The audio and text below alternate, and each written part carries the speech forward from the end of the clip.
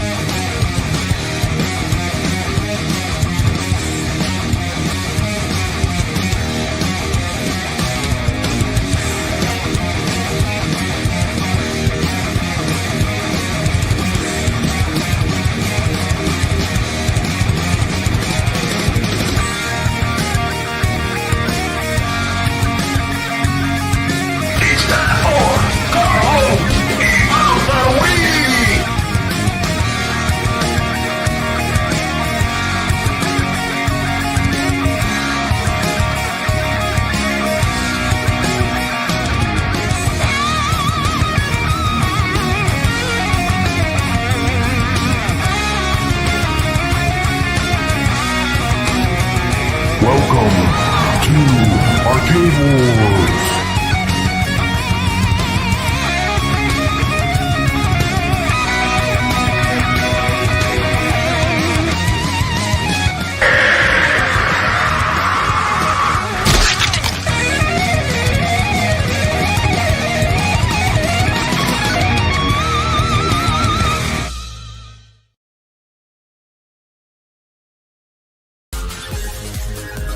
Ladies and gentlemen, thanks for coming tonight. We're gonna do the Arcade Talk Show. Yeah, that's right here. The Arcade Talk Show. That's right, we're gonna do it tonight. Come on, people, let's do it. Let's do the show. What show is that? That's the Arcade Talk Show. Yeah, who's on tonight, you ask? You know who it is. P. McCluskey. And who else? You know who it is? Papa Rcade.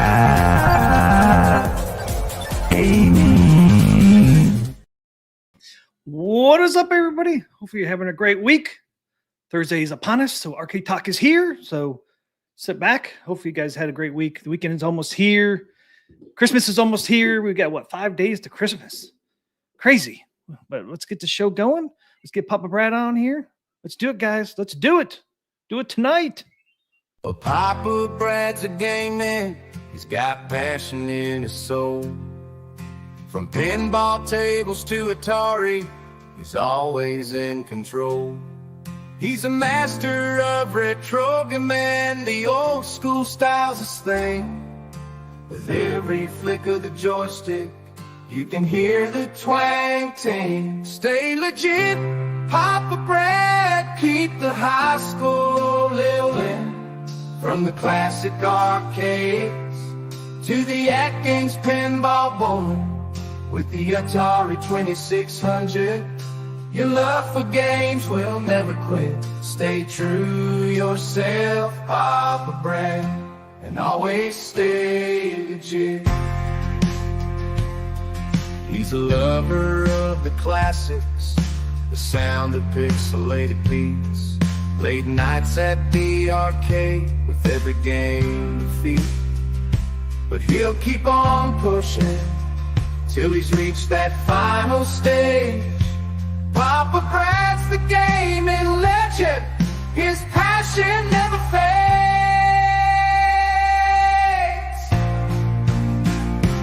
Stay legit, Papa Brad. Keep the high school rolling.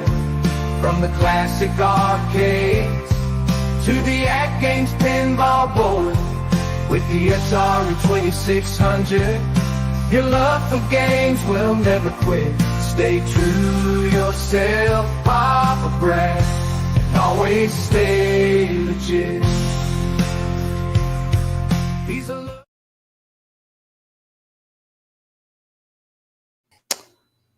Welcome, Papa Brad. So you're using our Elgato. You there? Is it working? Yeah, I can see you. Okay, because it wasn't showing up on my stream. Okay. Hey, what's up? T. McCloskey, what's happening? What's going on, man? What's going on? Having a great week? I'm having a good week. I'm having a good week. It could be better. But it's been a good What happened? Did something happen? You know what happened, dude. Well, we should probably start just by talking about the elephant in the room. AtGames servers went down. Oh, they did? I didn't notice.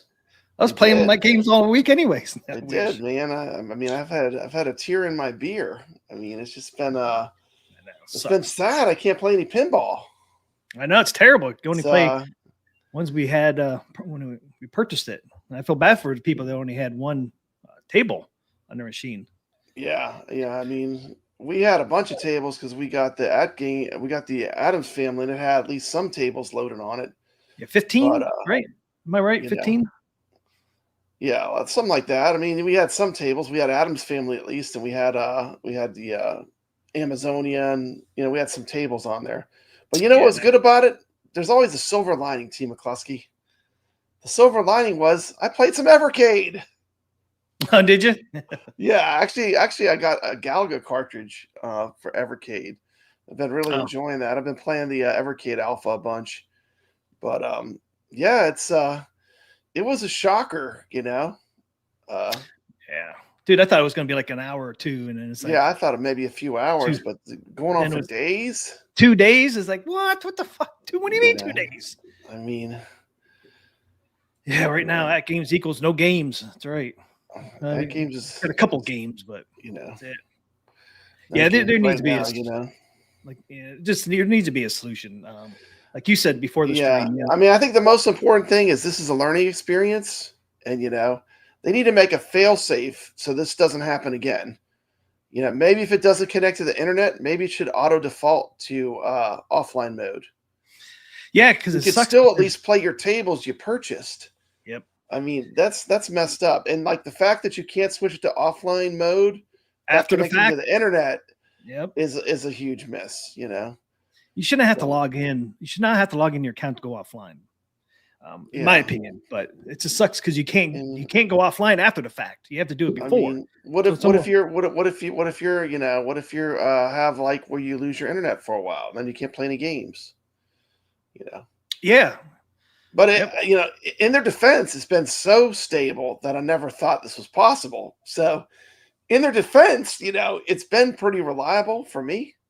So this was a real shock for me. It's like, oh man, I can't even play my games. But they can use this as a learning experience and hopefully make some fail safes so it doesn't happen again. Yeah. No, I mean, I feel like mess. I mean, I don't envy being in their shoes right now because now they got a lot. They got a lot to fix, right? Yeah, I guess. I mean, they're missing deadlines on games releasing. They had tournaments that were ongoing that got interrupted. Yep. So new ones can't start.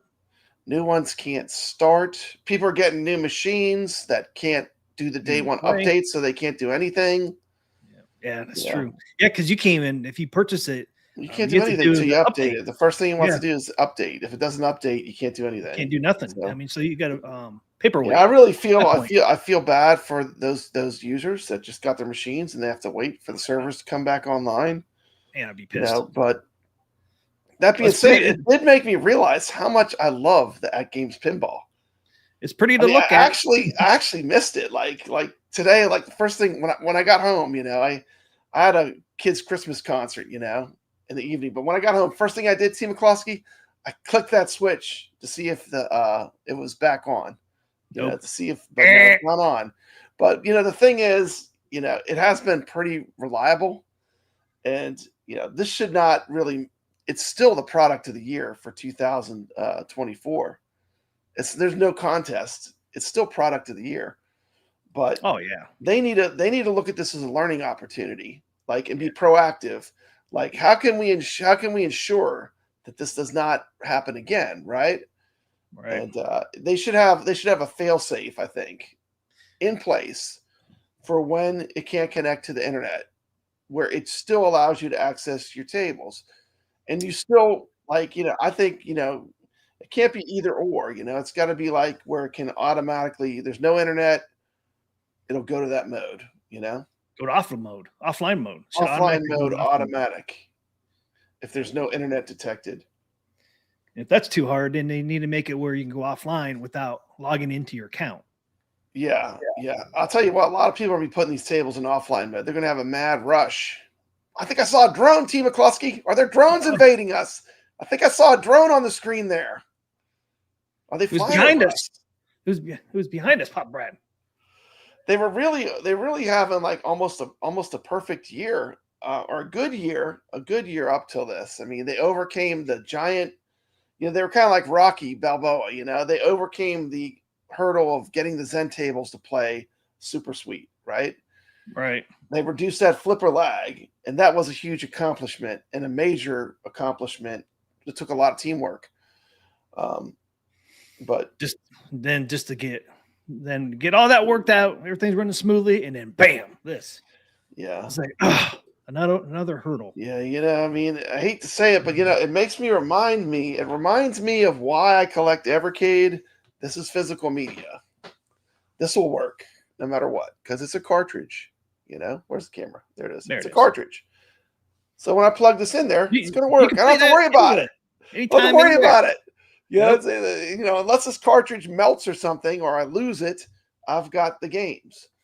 And the thing, whenever you buy anything digitally, and this is not just an AtGames problem. This is a problem with the PlayStation, everything. You're basically buying codes, right? You're buying access codes to the game. Yeah, access codes, yep. And you really don't own anything, Nope. But that's the scary part anymore. These cartridges, physical media, there's something to be said for it, Well, it's just like Sony with the PlayStation. You can buy a hard copy, right? Hard copy of a game, but you still can't play it, offline, because they got to verify that's a legit copy. Yeah, so the games anymore, modern games are just codes, so you can get the update and actually download the real game, Oh, I know. But it sucks. But yeah, there needs to be a fail safe. You should automatically be able to go offline if something like happens, or you should be able to go offline without logging in. You should just go flip your. I think it should be like it just flicks a switch. If there's no internet, boom, it's offline.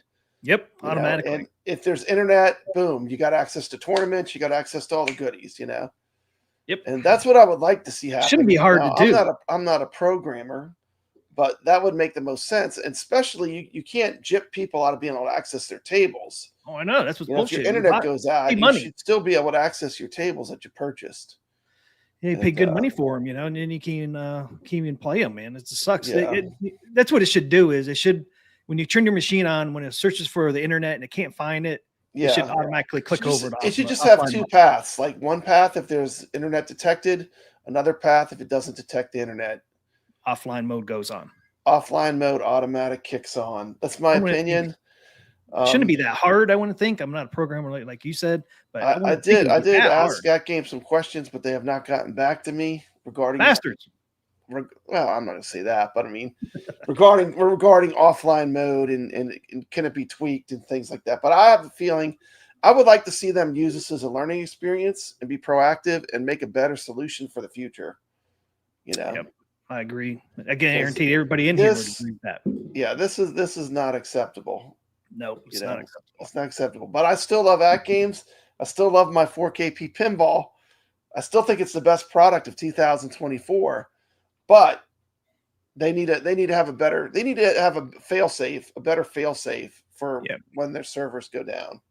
Yeah, because it's like with this happen, and if your machine went automatically offline, people won't be as upset because they still be able to play their tables that they purchased. You'd be still pissed off a little bit, but at least you're able to play the ones you already purchased. So it wouldn't be that big of a deal. Still a big deal, but it's not as bad because you can still play your tables that you purchased. I'm gonna pull this comment from Nate UT, and I'm kind of the same way. Like, I still collect Blu-rays, and I feel like I might be the only person in the world that's collecting Blu-rays and still buying physical media. But I I like still that. do. You know, I these still sort do of too. digital issues are why I've gone back to physical media.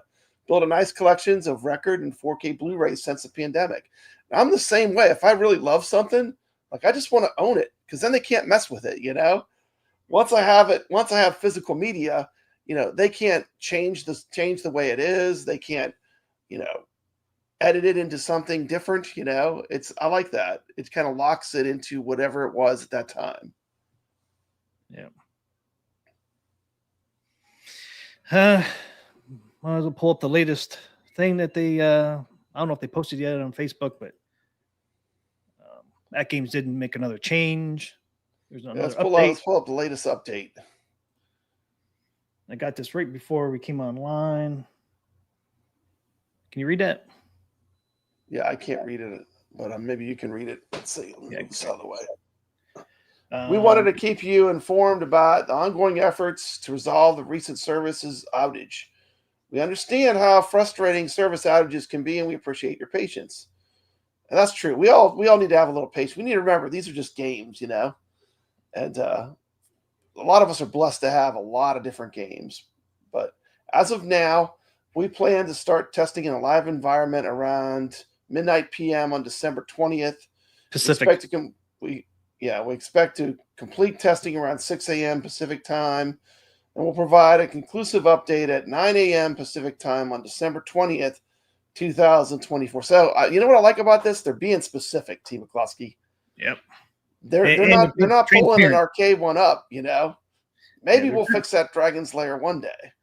They're just being very specific. Like we're gonna post at this time and let you know how it's going. If everything goes smoothly during testing, we anticipate resolving the following issues one by one: device sign-in, code redemption, and on-device purchases, leaderboards and tournaments, firmware updates, access to Legends 4K Pinball Net Arcade HD, access to App Store X, tables and games redeemed on Legends ID. So, yeah. Please note that the initial sporadic delays may occur as we receive updates throughout the night. You can refer to our release notes page. There's a link there for regular progress and hourly status updates, including known and pending issues and their estimated resolution times.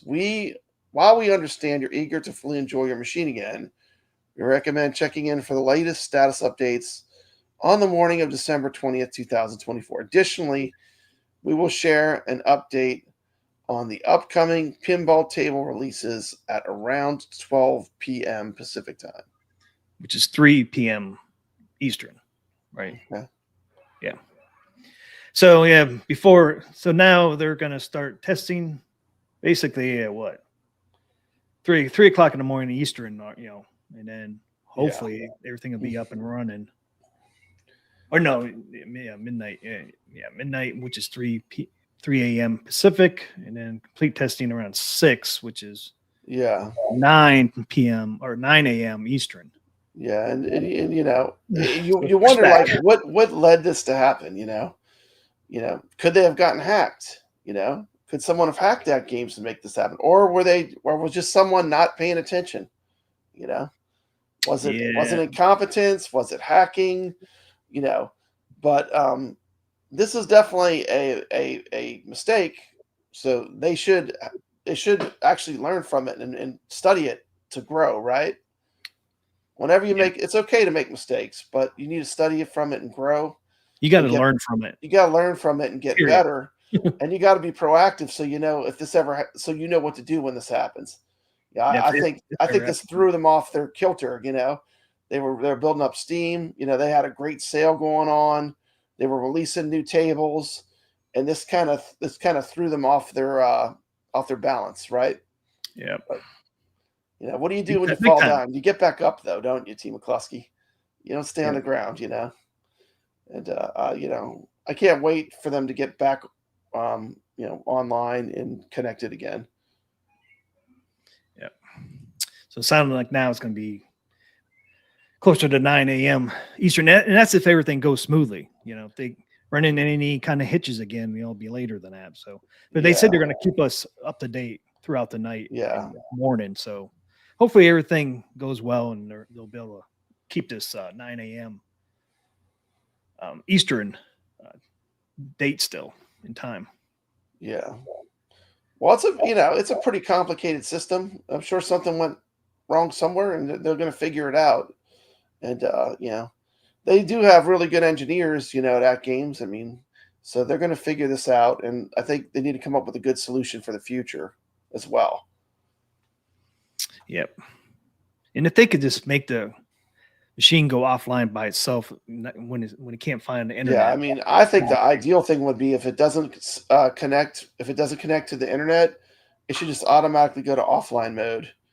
Yeah, because that would be nice if your internet goes out just in your let's say your internet goes out, your house, yeah, it'd be great. Someone, just automatically. Your internet goes out for a couple days or something, Yeah, a storm went through, and lines are down, and your cable's out for days. It'd be nice to just automatically switch over to offline. Yeah, it'd be so nice for quite a few different reasons. That would be good. Now, you think about people that live in like rural areas too. Like sometimes your internet is very patchy. On a good day you might have fine internet, but on depending on the traffic and stuff, that can change a lot. Especially in rural areas. So I mean, I think it would be good for them overall just to have just a better system. So, but yeah, that would be great if it would do that. I mean, I was excited. I was like, man, we're gonna. I was a little worried though, Team McCloskey, because it was so much coming at once. We had 3 natural history packs and then 2 other pinball tables on top. I was like, that's 5 tables to review and look at. That's a lot. That's a lot of pinball tables to come all at once. Yeah, six tables, right? 4 and 2. Yeah, 6 tables. Yeah, now I was getting nervous too. It's like, oh man, I'm going to be busy the next couple of days, and then this happens. Yeah, end up having hardly anything to do. Get a little AtGames vacation. Yeah. I really think, like I said, the solution would be for it to default to offline mode if it doesn't sense an internet connection. And I think that would solve a lot of this. Like when they do have, like if there's an outage or something, at least people can still play the tables they purchased. Yeah, that's the biggest problem I have with it. Like people bought all these tables, they can't access them. I mean, that's a digital world we live in, right? I mean, that's not the only. There's a lot of games you buy anymore. They're really just codes. And only way to, right now, only way to prevent this on your machine is keep it offline all the time. And then if you want to do tournaments, just turn that table on. Online. Yeah, that's extra work though. Oh, I know. A lot of extra work. That's just the solution we have right now. I mean, I don't like that. Like they should make like it just switch automatically if they can, because then you don't have to worry about it. But right now, as we sit here, that's the only solution we have is keep all your tables offline all the time. And then if you want to play in a tournament, just turn that table on and play in a tournament. Sucks, like you said, it's a lot more work to do, but at this point I don't trust it. I think I'm going to be keeping mine offline all the time. Yeah, man, a lot of people will be hitting that offline. As soon as that mug comes up, it'll be offline mode. They're pushing that button. See how these machines going offline as fast as they can and pushing that button. See how this machine going offline. Come on now. That's the first thing I'm going to do. Yeah. Turn that mug offline, sucker. Yeah. Because what if it's sporadic for a couple of days, Yeah. You're going to have a lot of people coming on that servers at one time, or the server's going to crash because everybody's going to be hopping on there one time, these new people, and it could be. I know they've updated their they added more servers back when about 4 months ago. They did add more servers, so hopefully that doesn't happen, but don't be surprised. Yeah. I think they have 2. I think they have backup servers now too, so it shouldn't happen. But you just at this point you don't know because a lot of people are going to hop up on. The good about it is that they can kind of maybe they can figure out how this happened and maybe prevent it from happening in the future and make some fail safes. I think they really need to look at having a good fail safe for when this happens. Because with no way to go into offline mode when you're not have an internet connection, that's a problem. That is a problem. So, but live and learn, Well, Wango says happy birthday to Tim York. Happy birthday, man. Happy birthday. Well, his birthday was Monday. There it is. My birthday was Monday. Like some of the new tables was, and then the new tables were, like happy birthday to myself. I want to buy some new tables, and then Yeah, yeah, they're not making any money. Look at it that way too. They can't even sell anything. I mean, as far as like people aren't going to buy tables if they can't put them on their machine. They can be buying machines until they know the solution's fixed and Yeah, that's true. get the okay too. Because it's like you said, That being said, T. McCluskey, and I hate to bring this up, it is I mean, I am 100% positive that the price will go up on the pinball machines. It's a definite thing that's going to happen. Even Michael B did a video. But I mean, that's like saying, it's gonna have we're gonna have day and night, it's gonna happen. It's gonna have to happen because of what's gonna happen with China and trade. So they will go up, and you can put me on the record. So if you want to hate on me, that's fine. I don't want them to go up, T. McCluskey, but the facts are facts. This product comes from China. And since it comes from China, it's going to be more expensive because tariffs are going to go up. Tariffs are going to go up, and we're going to start pushing for more stuff to be made in America. And I love that. I have no problem with that. But this is a product that's imported, so it's gonna cost more. And I would rather just like be honest and if I know it's going to happen, why wouldn't I tell people? I mean, it's just helping them out in the long run. And don't forget, still looming. And still looming in January. Comment. Everything's going up. Wait a minute, this one here. Everything is going up except for our paychecks. That is true. That is true. Paychecks stay the same, but everything else goes up. But then don't forget too, January 15th is coming around. Remember what's going to happen January 15th? You could have that port strikes because they postponed it now till January 15th, but that port thing's coming up too. Where they might strike. I think the bigger concern is the tariffs affecting the trade rates with China, and that's definitely coming down the pike for sure. Well, freight's going to go up, tariffs are going to go up. So if they the strike, they give those workers more money. Freight's going to go up from that. So I mean, there's a lot of factors that are going to make this. I feel people's pain. I mean, people just got fishtails. They love playing fishtails. Then they come home the next day and their fishtails is gone. They paid for their fishtails game. So I understand why people are upset. Believe me. Oh, Tony, I'm upset. I'm upset. It's like I want to play fishtails, but I can't. Play fishtails too. You just got it last week. I just got it. I love it. I mean, I played it for an hour and a half the other day, and it's just. But these things happen, and hopefully they learn and they get something out of it where they grow. And they have having a fail-safe for something like this would help them even be a better company. Yep. In the long run.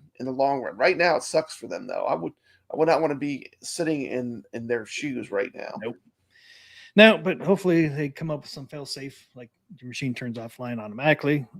That'd be a great one right there, man. That being said, I could still play OTG, which is another option. But let's be honest. Yeah. That's a minority, I think, with the 4KP. A lot of people want to just flick it on, play the games natively.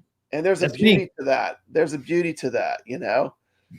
And I think that needs to be preserved, and they need to have a better fail-safe plan. And maybe, a little more education on how does offline mode work? If I'm in offline mode, can I play in a tournament? No. So because your scores don't post. Okay. Your scores don't. I don't think they post once you go back online. I could be wrong on that, but yeah, that's one of the questions you asked at games, and they haven't got back to you yet. Yeah. Ray asks, is Sorcery coming out tomorrow? Does offline mode lock it to one machine? Like if you put an offline mode, let's say you had two 4KPs. Oh yeah. Can you not play it on one of your ALPs because it's locked into offline mode? There's a lot of questions I have that I don't know the answers for yet, but I'm going to look into them. So I want to find all these answers out. Yeah. I would say Sorcery and Wild West are probably not coming out tomorrow.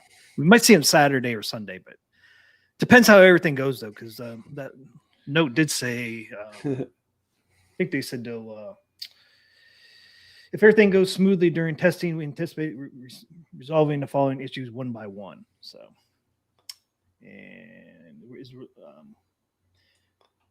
leaderboards, firmware, access, pinball, and tables game redeemed. See, they're not mentioning anything about new tables on here. So new tables are probably going to be the last thing that gets resolved. So that might be a day or two out before we get Natural History 3, Sorcery, and what's the other one?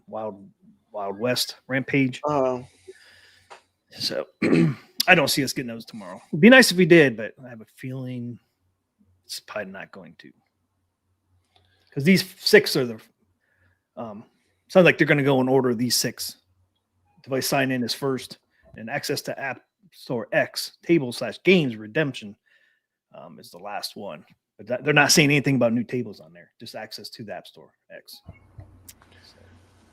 and the other thing that's crazy. I mean, does Natural History Pack 3 have a voodoo curse on it, T. McCloskey? Oh, I know. Has it been hexed or something? Because like this is like the pack that never has. It keeps getting pushed back and not getting released. I mean, it's like what, the 3rd or 4th time? Yeah, I think It's 4th insane. time. It's insane because like that. This It just can't come out. It just can't come out. Like every time it's fixing to come out, something happens, right? I mean, think that, they needed. that was pretty crazy to me. It's like, no, not again. Again, it's getting kicked to another date. I mean, you can understand why, but It's cursed, man. It gets close, something happens. is there a voodoo curse on Natural Makes you History wonder. Pack 3? I'm asking you because Every time I'm it's just close thinking. to come I'm just out, thinking it happens. there must be some witch doctor out there that has something against the Natural History Packs. Maybe they don't like the flippers. They think it has too much flippers, which I never had a problem with, but some people apparently do. But I mean, I swear it's almost like it has a curse on that one table pack. I mean, something always happens when it's supposed to get released. 2 days before it's getting 2 days or 1 day. Yeah, because that was supposed to come out today. So this happened on what, Tuesday? So yeah, 2 days before release. Look at that. The camera went out. Where'd Papa go? Let's Oh, I if see his can make- Elgato. I'm sorry. This Elgato camera I'm using. So it comes back. There we go. Tim New York says the That micro doesn't want to work. over. How about now? Oh, no, now your camera's cursed. I'm cursed. Man, we got a voodoo curse on us. Yep. Got a voodoo curse. You're talking about the voodoo curse, so it took you out. We need a witch doctor. We need a witch doctor here. He needs to show up. We need Mario. Dr. Mario, help us. The Mingo micro- says Natural take History over. Pack 3 will become shorthand for vaporware.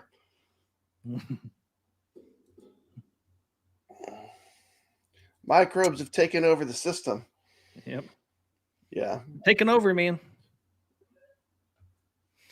Real Creamer says, don't say fishtails right now. Too painful. I miss it. I know we all miss fishtails. We just got fishtails. We're all so excited. Woo, fishtails. And then I love the gameplay. I was a little bit critical of it, but I had to be because I felt like my criticism was I had points that I thought were valid. But as far as the gameplay, I love the game. It does play well. Oh, yeah. And that is really the hard part. Making the game play well is the hard part. So they got the hard part done. Just felt like the sound needed to be improved, and some of the coloring, like the coloring of the top pop bumpers, it needs to be a lot more red. But I mean, overall, I love it though. I mean, I literally played it for an hour and a half. Last time I played it, once I started playing, I couldn't stop because it's so addictive. Once you know how to get those, how to get that crazy score, you got to get all those lures, T. McCloskey. It's pretty addictive. Yeah. Fishtails. Yeah, I did make a video doing some settings to make it sound better. Yeah. Until they fix it. Hopefully they fix it. But I did come up with some settings that made it sound a little better. It's an easy pinball to get multi-ball on. Carl says he loves the multi-ball. I agree. Yeah, I agree. And it is a high strategy table. Like this table is all about if you don't know the strategies and you play it, you might not love it. But if you really know the strategy, this is a strategy pinball table. Like you play it a certain way, you stay out of that middle. You got to use those lightning flippers. You got to stay out of the middle. You make loops and you keep spamming that multi-ball. There's several ways to play it, but ultimately this is the Williams table that is about as good as it gets from a gameplay standpoint as far as the game. And, you play with that? I just played the new Williams pack, the Zen pack.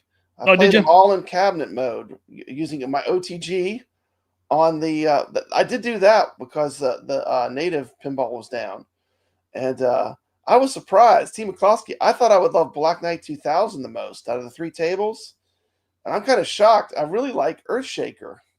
Yeah, it's my favorite one. I was really enjoying the Earthshaker table. And I was prepared to really say that Black Knight would have been my favorite, but after playing Earthshaker for a while, the drones are watching us again. They just popped up again. Some damn drones. They got T. McCloskey. They got the AtGames servers. They got them. Chinese drones. They took them away. They took them away, man. They keep flashing in our background. Yeah. I played Earthshaker a few times, but I never played it a lot. And playing it on the Zen, of course, you got infinite quarters, right? So I really do like that table. It's just a ton of fun. It's a really good Williams table. And the thing that the Black Knight 2000, it's a cool table. I love the music. I love the overall vibe of it. I like the way they did the animations with the knight with the lightning bolts and stuff. But it's really like you have that top table. You have that top loop. That's where all the points are. And the whole time you're on the bottom, you're just really trying to get back up to the top. So for me, it's kind of, I like it, but I was surprised. I like Earthshaker the most. And imagine when AtGames uses the SSF. Like, I don't have any SSF. Like, it doesn't sound that great. But if it had the effects of like rattling, they could really do a lot with that table. Should be one on the short list for them to get ported. Hey, wish I was Rockstar. $2 super chat. Thank you so much. Wish you were Rockstar, man. Hashtag Disturb76. His Disturb76 on our tournaments. So thank you so much. Awesome. Wish Rockstar for the $2. Thank you. Thank you. Yeah, I was looking forward to the Earthshaker. I like all three of them, but Earthshaker has always been my favorite ones to play. That one and Creature from the Black Lagoon. Yeah, for sure. I like the most. Black Knight, the music is just great though. Yeah, the Black Knight 2000 music. I could listen to the soundtrack just. I know. I could just listen to it because it's great. But yeah, even Chaotix at Black Knight 2000 music is unforgettable. So yeah, it just hypes you up when you're playing it. It's great. What's the third one? Oh, Bonsai Run. It's a motorcycle. What do you think of that one? How that one played? It was pretty fun. It's pretty fun. It's just kind of a drain monster, in my opinion. It's got a lot of spots where the ball drains easily, but sounds like it was surprisingly not that hard to get up to the top play field. No. But when I played the real pinball machine, it wasn't so easy. Because you got I don't know what it gravity is about the Zen, but for me, I wasn't having a problem getting it to go to the top play field very often. When I played the real machine, it seemed a lot harder to do, but there's no problem with that though. It was fun to play. That's good. Once again, that's a really great opportunity. If that was ported to the AtGames 4K and they used the back box for that top screen, you have how awesome right? would that be? You have to. There's no way around it. In cabinet mode, it doesn't even do that. You just have a static. You have a static back glass, but you could actually, the back glass. You just download an image. When you do Zen Pinball. But see, it'd be awesome, man, if they use the back glass on that. Imagine you have that beautiful screen on the back glass for the 4KP. Imagine if they could use that and just that would be fantastic. So that would be awesome if they did that. They could do that. The whole time I'm playing Earthshaker, I'm thinking, man, I can't wait for AtGames to get this because I want to feel the table rumble. It's got all those earthquakes and stuff. It's got the building collapsing. I want to feel that machine. Give it the Battlestar Galactica treatment. Get that SSF kit shining. Yeah, I know. It'd be so cool. Well, we'll eventually get it. I don't know if it's one we'll get sooner or later, but definitely get it at some point. Yeah. Some point here. We're going to get most of the Zen library, probably, except for probably Disney and Marvel. Yeah, Star Wars, Marvel. I guess that's one of the ones that really have. Indiana Jones would be part of that. Yeah. Well, it's an expensive table when you buy it on Steam, Indiana Jones. Yeah, $15. He likes to get it paid. Am I frozen? Yeah. Camera hates me. Might have to switch to that Sony. I might have to switch to Sony. Hold on. Let me see if I can just go to the Sony. It's not going to look as good, but. I know. Your Gato was working good the last time we streamed. Or did you use your Sony last time? I thought you used that one, though. Well. It keeps going in and out for some reason. There you are. You see me? Yep. I'm just going to switch to my Sony camera. It's being flaky. I don't know why. It's almost like you got to reboot your computer. Yeah, It wasn't- I don't know what it is about it. It's just been flaky. yeah, it's weird. Probably got server issues. Maybe the drones are taking that out too. Like this one in the background keeps popping up. Oh! It keeps coming up. Oh my goodness. Damn things won't leave us alone, Pop Bird. Well, leave us alone, man. We'll put some Tron on there. How's that look? It looks good. Use that We're one. on techno. We're on techno now. What's that? I said we're going techno now. We got the Tron background. It looks good. Yeah, we get the Tron background. Mhm. Should we, since we can't play the new tables yet, should we show a little clip? Talk about them or anything, or just skip it all together? We could show them if you want to show them what they look like. I mean, that's fine. I got some video clips from for the Zen ones from Steam. Okay, let's see what they look like. Yeah, at least we can tell what they look like. What's up, everybody? Another Arcade Talk coming at you. Come on. Bring it out on Steam. It's like over there. And then, man, there it is. Yeah. Okay, this is what the cabinet looked like. Not very attractive looking cabinet. This is back when Zen really didn't put any effort in. Okay. Make it bigger. I was going to go up there and click that. Yeah, it makes us a little bigger.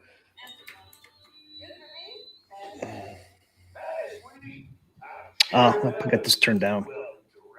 Just say this is a very story mode heavy game, isn't it? Yeah, kind of is. It is, but isn't. I haven't really played this table much, so I don't really have an Me opinion either. on it. I haven't played it. I don't think hardly at all. I mean, I might have played it one time, if that. I played it once because it was free, and I didn't have any other tables yet, so I played. Then you bought the Williams packs. Definitely a different table. Yep. It is a different table. Once you get into those, that's a deep well, you know. Yeah, Because it's all based on real pinballs. But this looks pretty cool. it's a neat looking table. You got The color gold. palette reminds me of the Borderlands table. And the Yeah, art doesn't that's remind you of the true. art style of the Borderlands table. Yep.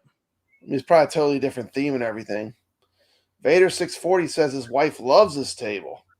Oh, really? Nice. Brady Lattori said the girl turned him off for a little bit, but when I started playing this table, I liked it. Okay. That's kind of cool. Sounds like a train when it launches. Ball moves kind of slow on this one. Yeah, watch the ball, how slow it moves at times. Look how slow it's moving. Yeah. So I don't know if this was originally on Pinball FX3. What is the Pinball Mm-hmm. FX3? I said it.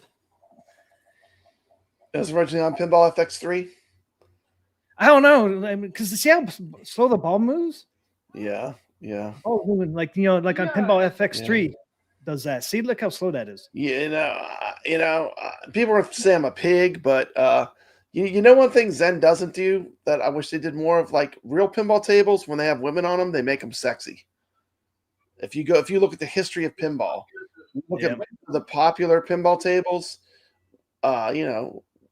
women are red hot on pinball machines, but this is, she's quite covered up, T. McCluskey. Oh yeah, up to We the don't neck. get to see nothing.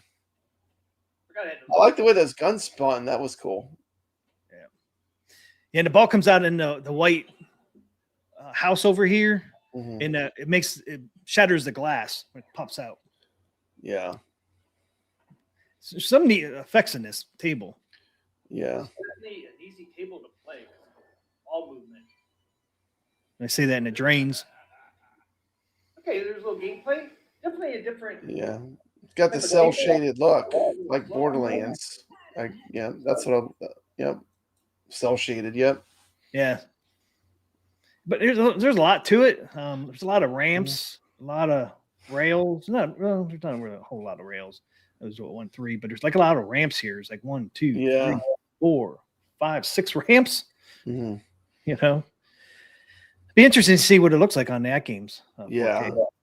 Yeah. definitely a different looking table. Yeah. Well, I'm gonna be playing this one, trying it out, and see what I think of it. But yeah, these tables are pretty much a no-brainer because they're only $5, right? Right. So it's not like a huge investment. T. McCloskey, I went to McDonald's to get breakfast and a sandwich for lunch. It was $19. $19, T. McCloskey. It's not cheap, McDonald's anymore. I mean, this is $5. I mean, like, you can't get a Big Mac for $5, can you? No, you cannot. You cannot get me a McDonald's. Is crazy, man. And I'm just saying, like, for $5, am I going to get $5 worth of enjoyment? I'm sure I will. I mean, the price is right. Ray says, I wish it was Clint Eastwood.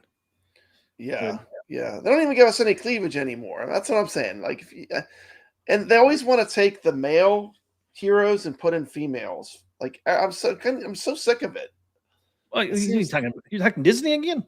I'm talking about everything, and then even in my pinball.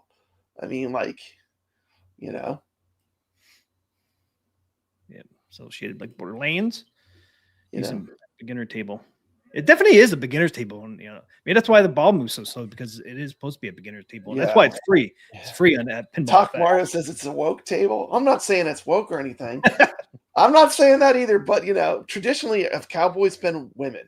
I don't know. Maybe there were some, but Ray agrees. I don't get the gender swapping and then having her, like, we're gonna put clothing on her from. She's even gonna wear gloves. You're not even going to see her hands. We're going to from the neck. I mean, it's just like, I don't know.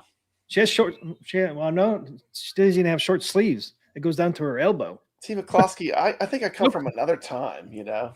No skin at all. Time. I mean, I like those pinball machines in the 70s and 80s. The way that they were sexy. How about the Playboy? They weren't afraid to put hot women on pinball because a lot of guys like to play pinball, and that's why there's nothing wrong with that. Women on there. There's nothing wrong with that. It was to make things sensational, like the Playboy pinball table. Yeah, they had to play. They had I think they might have made even 2 Playboy pinball tables. That's right. It's not even cold out. Exactly, Tim. I mean. Just give us a little something. Just a little something. All we get is the neck and face. Well, we get a full. We don't even get a cleavage. Nothing. No, just the neck and face. That's it. No hands, no arms, no legs. Just the face and neck. Completely covered up. And not to mention, not to pick on Zen, but Zen also did not put Slave Leia in the Return of the Jedi. I know. There's no Slave Leia anywhere in the game. It's like that was a whole plot point of the movie. That was a whole part of the movie. The Jabba, whole beginning of the movie was Jabba the Hutt, right? Yeah, the whole beginning of the movie. I mean, that was part of the movie, but they need to rewrite history and wokeify it. I just don't like that. Like, keep it out of my pinball. Just my opinion, once again. And you can disagree with it. You can say I'm a chauvinist pig or whatever, but I mean, I like what I like. I mean, that's what I like. Oh my goodness, T. McCloskey. There's Leia. Mm-hmm. There she is. Seems like Slave Leia comes on our show a lot. I know. I have a giant poster in my arcade of Slave Leia. Bam. There she is on the beach. She's at Jabba the Hutt over there. Just chilling. Good old Slave Leia. Yeah, this is the channel that will go there. That's right. You gotta show Slave Leia, right? You gotta show Slave Leia. It's part of Star Wars. I know. I'm sorry, it's not Slave Leia. It's the Hutt Slayer now. It's the Hutt Slayer, T. McCloskey. The Hutt Slayer. That's true, because she did kill him. The male Slayer. Anyway, don't get me started. I don't want to go on a rant, T. McCloskey. I don't want to go on a rant about Star Wars or anything, but yeah, this kind of reeks of that a little bit to me, and that's probably why I didn't play it at all when I looked at the play field and I saw it's different. It's just a different table. You probably played it once and like, this isn't really a pinball. Yeah, I mean, but then there are some great ones like that Excalibur table is great. There's Son of Zeus, which is great. I'm not saying I don't like Zen Pinball original tables. I'm just saying, like, maybe this theme didn't pull me in, but I'll give it another shot. I really didn't give it a chance. Yeah, I didn't give it a chance either. Filming this video I did, that little clip, was the first time I played it in a long, long time, and it's actually kind of fun. It's actually a fun table. If you give it a chance, it's kind of neat. And once again, for $5, it's not that much of a risk. Like I said, $19 going through the drive-through this morning at McDonald's. It's $5 for a pinball table. It's nothing. Hey, speaking of McDonald's, they have a coupon on the app. If you ever use the McDonald's app, you can get 3 bagel breakfast sandwiches for $3. That's a good deal. Yeah, $1 a piece. I saw that last night. I never use apps and stuff though. See, I need to learn how to use the apps. Yeah, because you can actually use the app and pick it up at McDonald's like before you go there. But yeah, you can't beat that. You can only get it on the app. Yeah, you get 3 bagel breakfast sandwiches for $3. So you got to use the app. Okay. Yeah, done her deals and rewards. My son was showing me that last night. But anyway, really I mean, Team McCloskey, we are spoiled rotten. Look at that whole arcade behind you. Like if your pinball goes down, you just play some of your arcade games, right? I was playing the ALU. I got a trinity of 80s classics. I got Galaga, Centipede, and Joust running behind me. I can just pick up and play any of those, Yep. So I mean, it's not like we're hurting for things to play, right? No. Just a bummer though, because it is a bummer because you get where you really want to go back to that one pinball table you were playing, but when you can't play something, you want to play it. You can't play it, you want to play it. You know what I mean? Hopefully, hopefully we have patience and remember this is just a temporary setback. Yeah, and all I can say is I hope AtGames learns from it. Yeah, I mean this is a great learning experience. I'm sure it's also scary and a bad thing for them, but it is a learning experience, and they should come up with a fail-safe that's better, and that's what I'd like to see happen. But time will tell, right? Yeah, time will tell. It's still the best product in 2024. It's not even. Yeah, I would agree. Regret buying the AtGames pinball. No, I still don't regret. Can't say that about everything else I've bought, but for the AtGames pinball. There's never a day I regret getting it. Yeah, we'll be back on the road. Ray, I know you keep asking when Sorcery's coming out, and like I said, it probably won't be. Earliest would be Saturday or Sunday, I would say. But I'm just guessing. They haven't said anything yet, but they're gonna give us another update tomorrow morning at 9 a.m. Pacific, which is noon Eastern, right? Yeah. So we'll know more. We'll know more tomorrow around noon. Yeah. If you're looking for attract modes for the AtGames, Chaotic BPR has a bunch of cool attract modes. I do have a short on my channel where I show the Christmas one. There's a link to Chaotic's channel with the video where you can download all the background. If you want to put a background videos on for a screensaver on your pinball, he's got a lot of really cool ones, and it's all free. So you can go over there and check that out. It's definitely worth getting. Yeah, I like it. I'm not into the jazz music, but I turn the sound off on all the track modes. But it's very cool. I like the fireplace. And yeah, I was just thinking while you were talking about that, it's they might push everything back a week. It's because the stuff was supposed to come out on Wednesday and Thursday. They might push it back to next Wednesday and Thursday. I'm just I said, I'm just guessing. Yeah, I don't know anything about it. I kind of see that might be a scenario as well, because they've done that before where they push stuff back, a full week. So, all right, the next one coming out is Sorcerer's Lair. Yeah, let's check out a little clip on that. I want to see that one in action. This one's cool, man. Once again, this is one I never really played until now. This table has some really cool colors to it.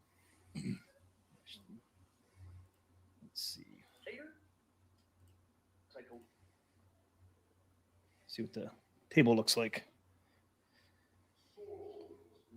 Sorcerer's Lair. Pretty cool. Yeah, this is going to look really good on the 4KP with all the look at that. Yeah, look at that cabinet. The cabinet's cool looking. Yeah. Got spider web up here on the back glass image and or on the other side. Cabinet probably looks something like this. Not bad looking. Got a spider web up there on the back glass side. Pretty neat. I like the purple and blue on there. Blue on there. Pretty neat. Okay, let's go ahead and play. Cool looking table. This kind of has a story mode to it too. Mm-hmm. Look at that. I love that. Colors. Cool music. Yeah, it does look good. The lights and stuff look good. Is that like a tree? Table here.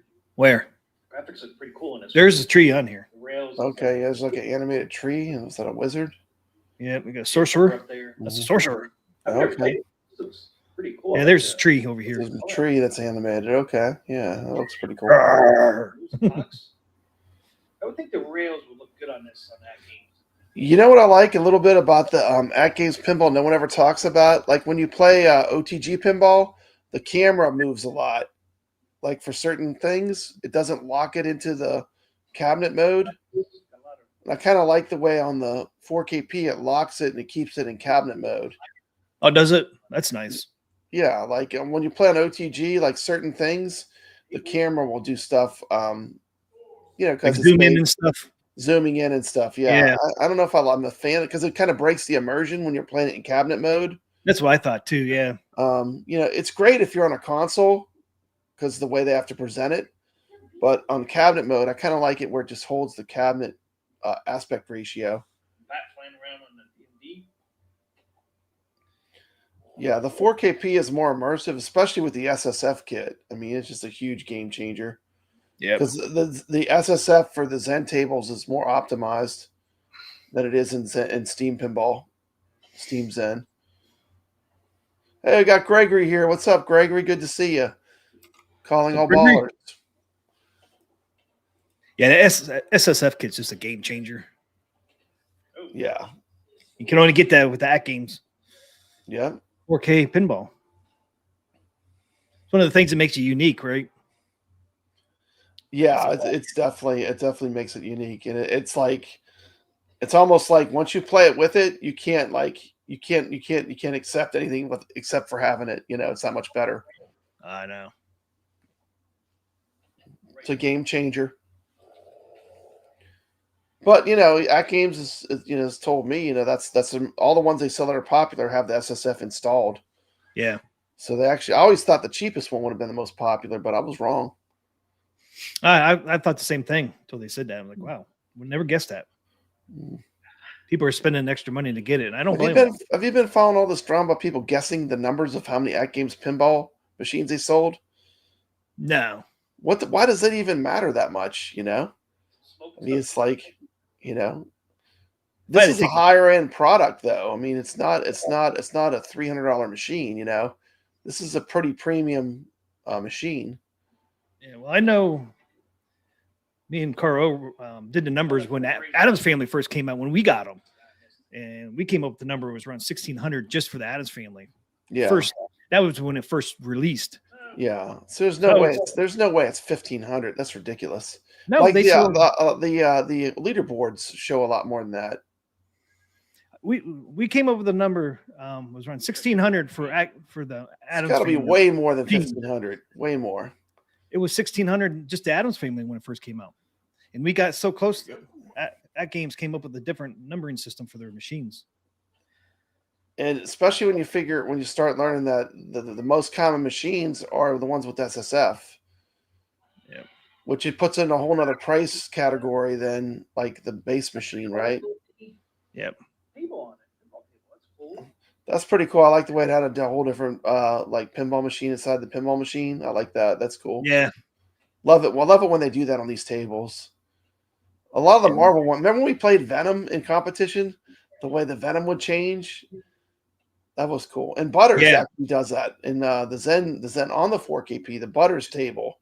There's a pinball table inside the pinball table where it switches. I like that. Do that. Yeah, you have to be like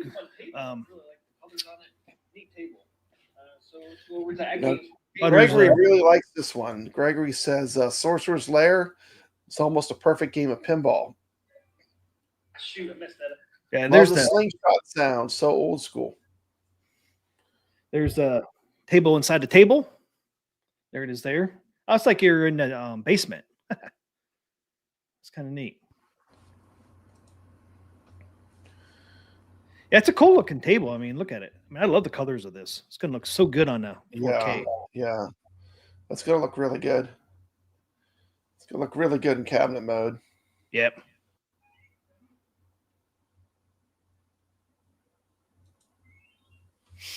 I mean, I hate to say, I'm probably more excited for the Sorcerer's Lair than the Wild West one. Even though Papa Brad does have a country song. Yeah, I know. See? If Papa Brad was clothing that wild Western girl, I probably would want a different route, T. McCluskey. I would want a whole different route. Yep.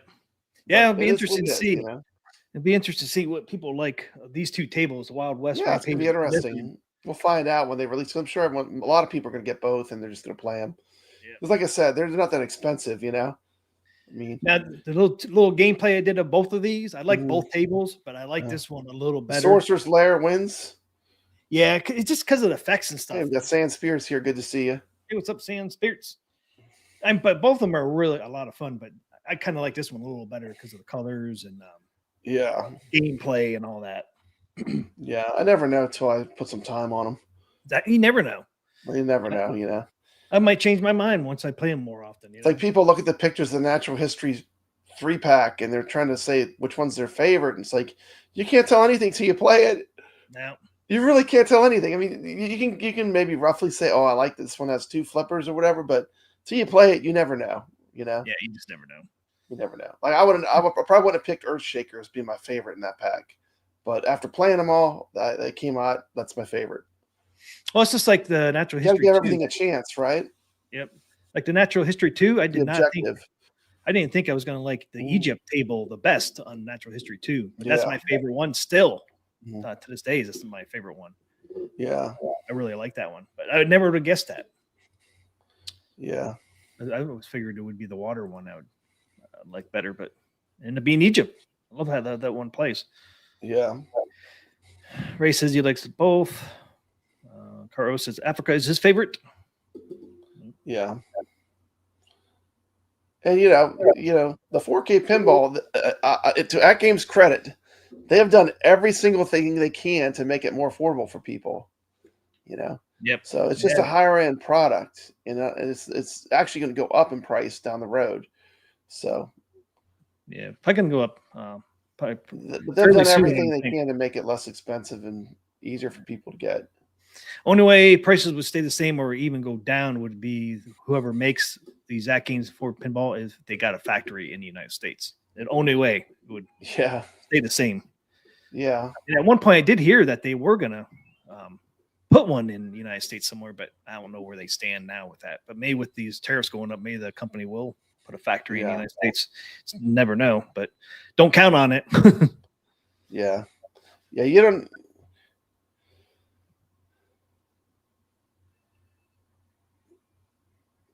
And not to mention, the thing with Zen too is they're still developing new tables too. They got stuff in the background, right? So there's besides what we know about, there's stuff they're working on in addition to like the tables that we all publicly see, right? But Zen? Yeah. So they're developing some stuff too. So we got at least 2 new William packs coming out next year at some point. So they got at least 6 William tables coming out next year at some point. I imagine they have some original tables coming out as well. They do really well on original tables. I'll give them credit. Yeah. Like Cherry Bound Christmas is a great one. Yeah. They don't necessarily have to just have just Williams tables and stuff. They do have a lot of good originals. Back to the Future for sure. Yeah. That's S tier all the way, baby. Yep. That's S tier ranking by Papa Brad. That gets the S. That's one of the best. I mean, you can nitpick and say certain things about it that they could have done better if they had infinite money. But ultimately, is it a fun table? It's one of the best ones. It's fantastic. Yep. Want to look at the natural history tables? Yeah, we can take a look at the table layouts, I guess. Yes. I haven't really looked at the table layouts. I know, because you got sick and then.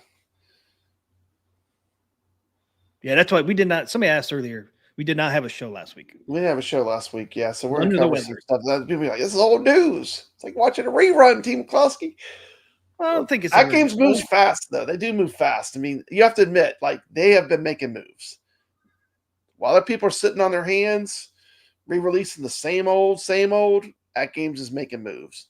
That's why everyone wants to cover AtGames, because AtGames is the company that's got it going on.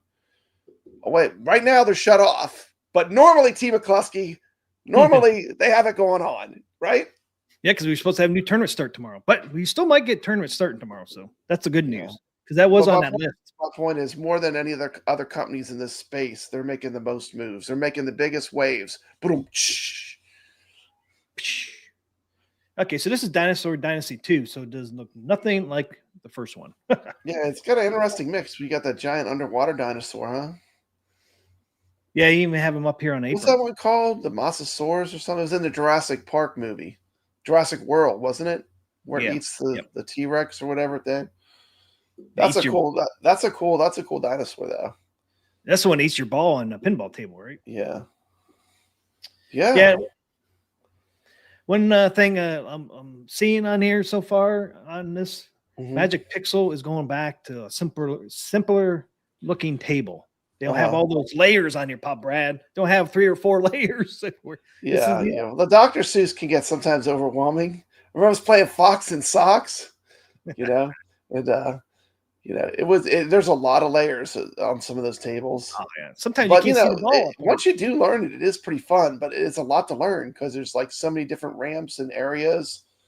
I mean, the more open table like this is, I think, more playable for a lot of people. Yeah. We got another dinosaur up there. I don't know what kind of dinosaur that is. Yeah, I can't quite tell. Not a T-Rex. No. Almost looks like the one that's on the Jurassic Park one. On the World one. World? Can't remember. But you got a shark on the back. Yeah. The background there. Yeah, definitely it's a more open play field. There's less flippers. So it'll probably be pretty fun to play. Yeah, there's just 2 flippers, right? I don't see any upper ones. Just the ones down here. I like that. You got some skeleton bones here too, the dinosaurs. Yeah. Right on the ramps here. You never know what the table's going. What if that water ripples? What if there's that'd be cool. I can't believe they've never done anything where there's like a video that would play like underneath the water like that, where it would like do like it go to like because it is digital, right? Yeah.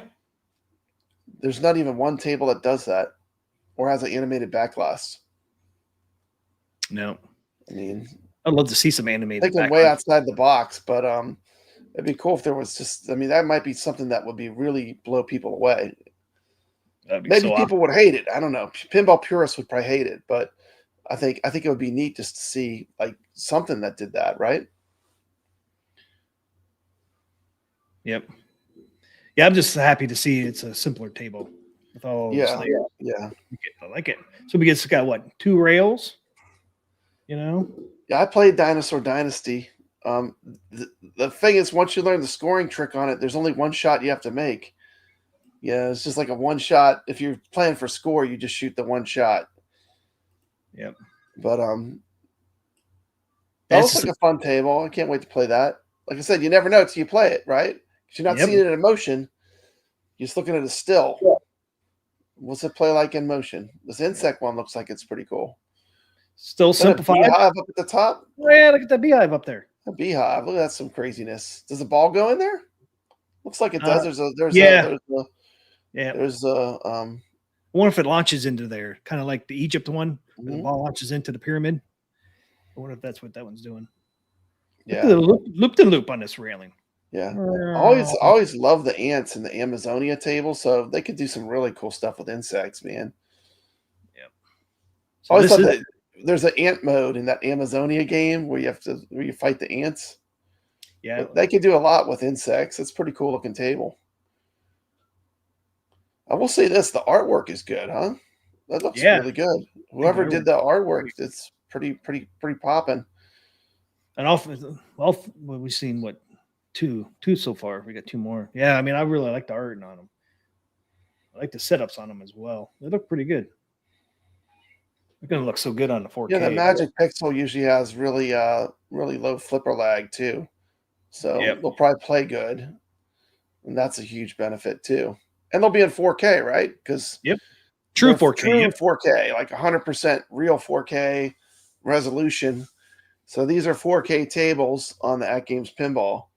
Yep. You Four know. more 4K. What do you call it when they're not used? What do you call them? 2K, or you got a name for that when they're not 4K? Yeah, the other one, Zen tables are on their 2.5K. 2.5K, yeah. This is a true 4K. Yeah, table. 25. They're 2560 by 1440. That's Yeah. 2.5K. All the Zen tables are running in that right now. And then all Magic Pixels are all in true 4K. Yeah, and like I said, really, pinball is so much about flow, like the way that how the ball flows. Like you never know till you play it. You know, something can look great on paper, but if the ball doesn't flow where the shots feel rewarding to make, you know. Right, Tim York says, don't piss off the bees. Yeah. Or the hornets. Got a beehive there. Games kicked that beehive, man, when that servers went down. That beehive was fully kicked, Team McCluskey. And bees were swarming. They were swarming all over the internet. Man, that's what happened. They swarmed and crashed and everything. Rightfully so. People want to be able to play their tables. Need a better solution for when the servers go down. This is the microbes. So this is a kind of looks like it's underwater, right? Team McCluskey, that one has more flippers. You got one up at the top there. Is that double flippers or just one? Two. Yep, there's two. Yeah.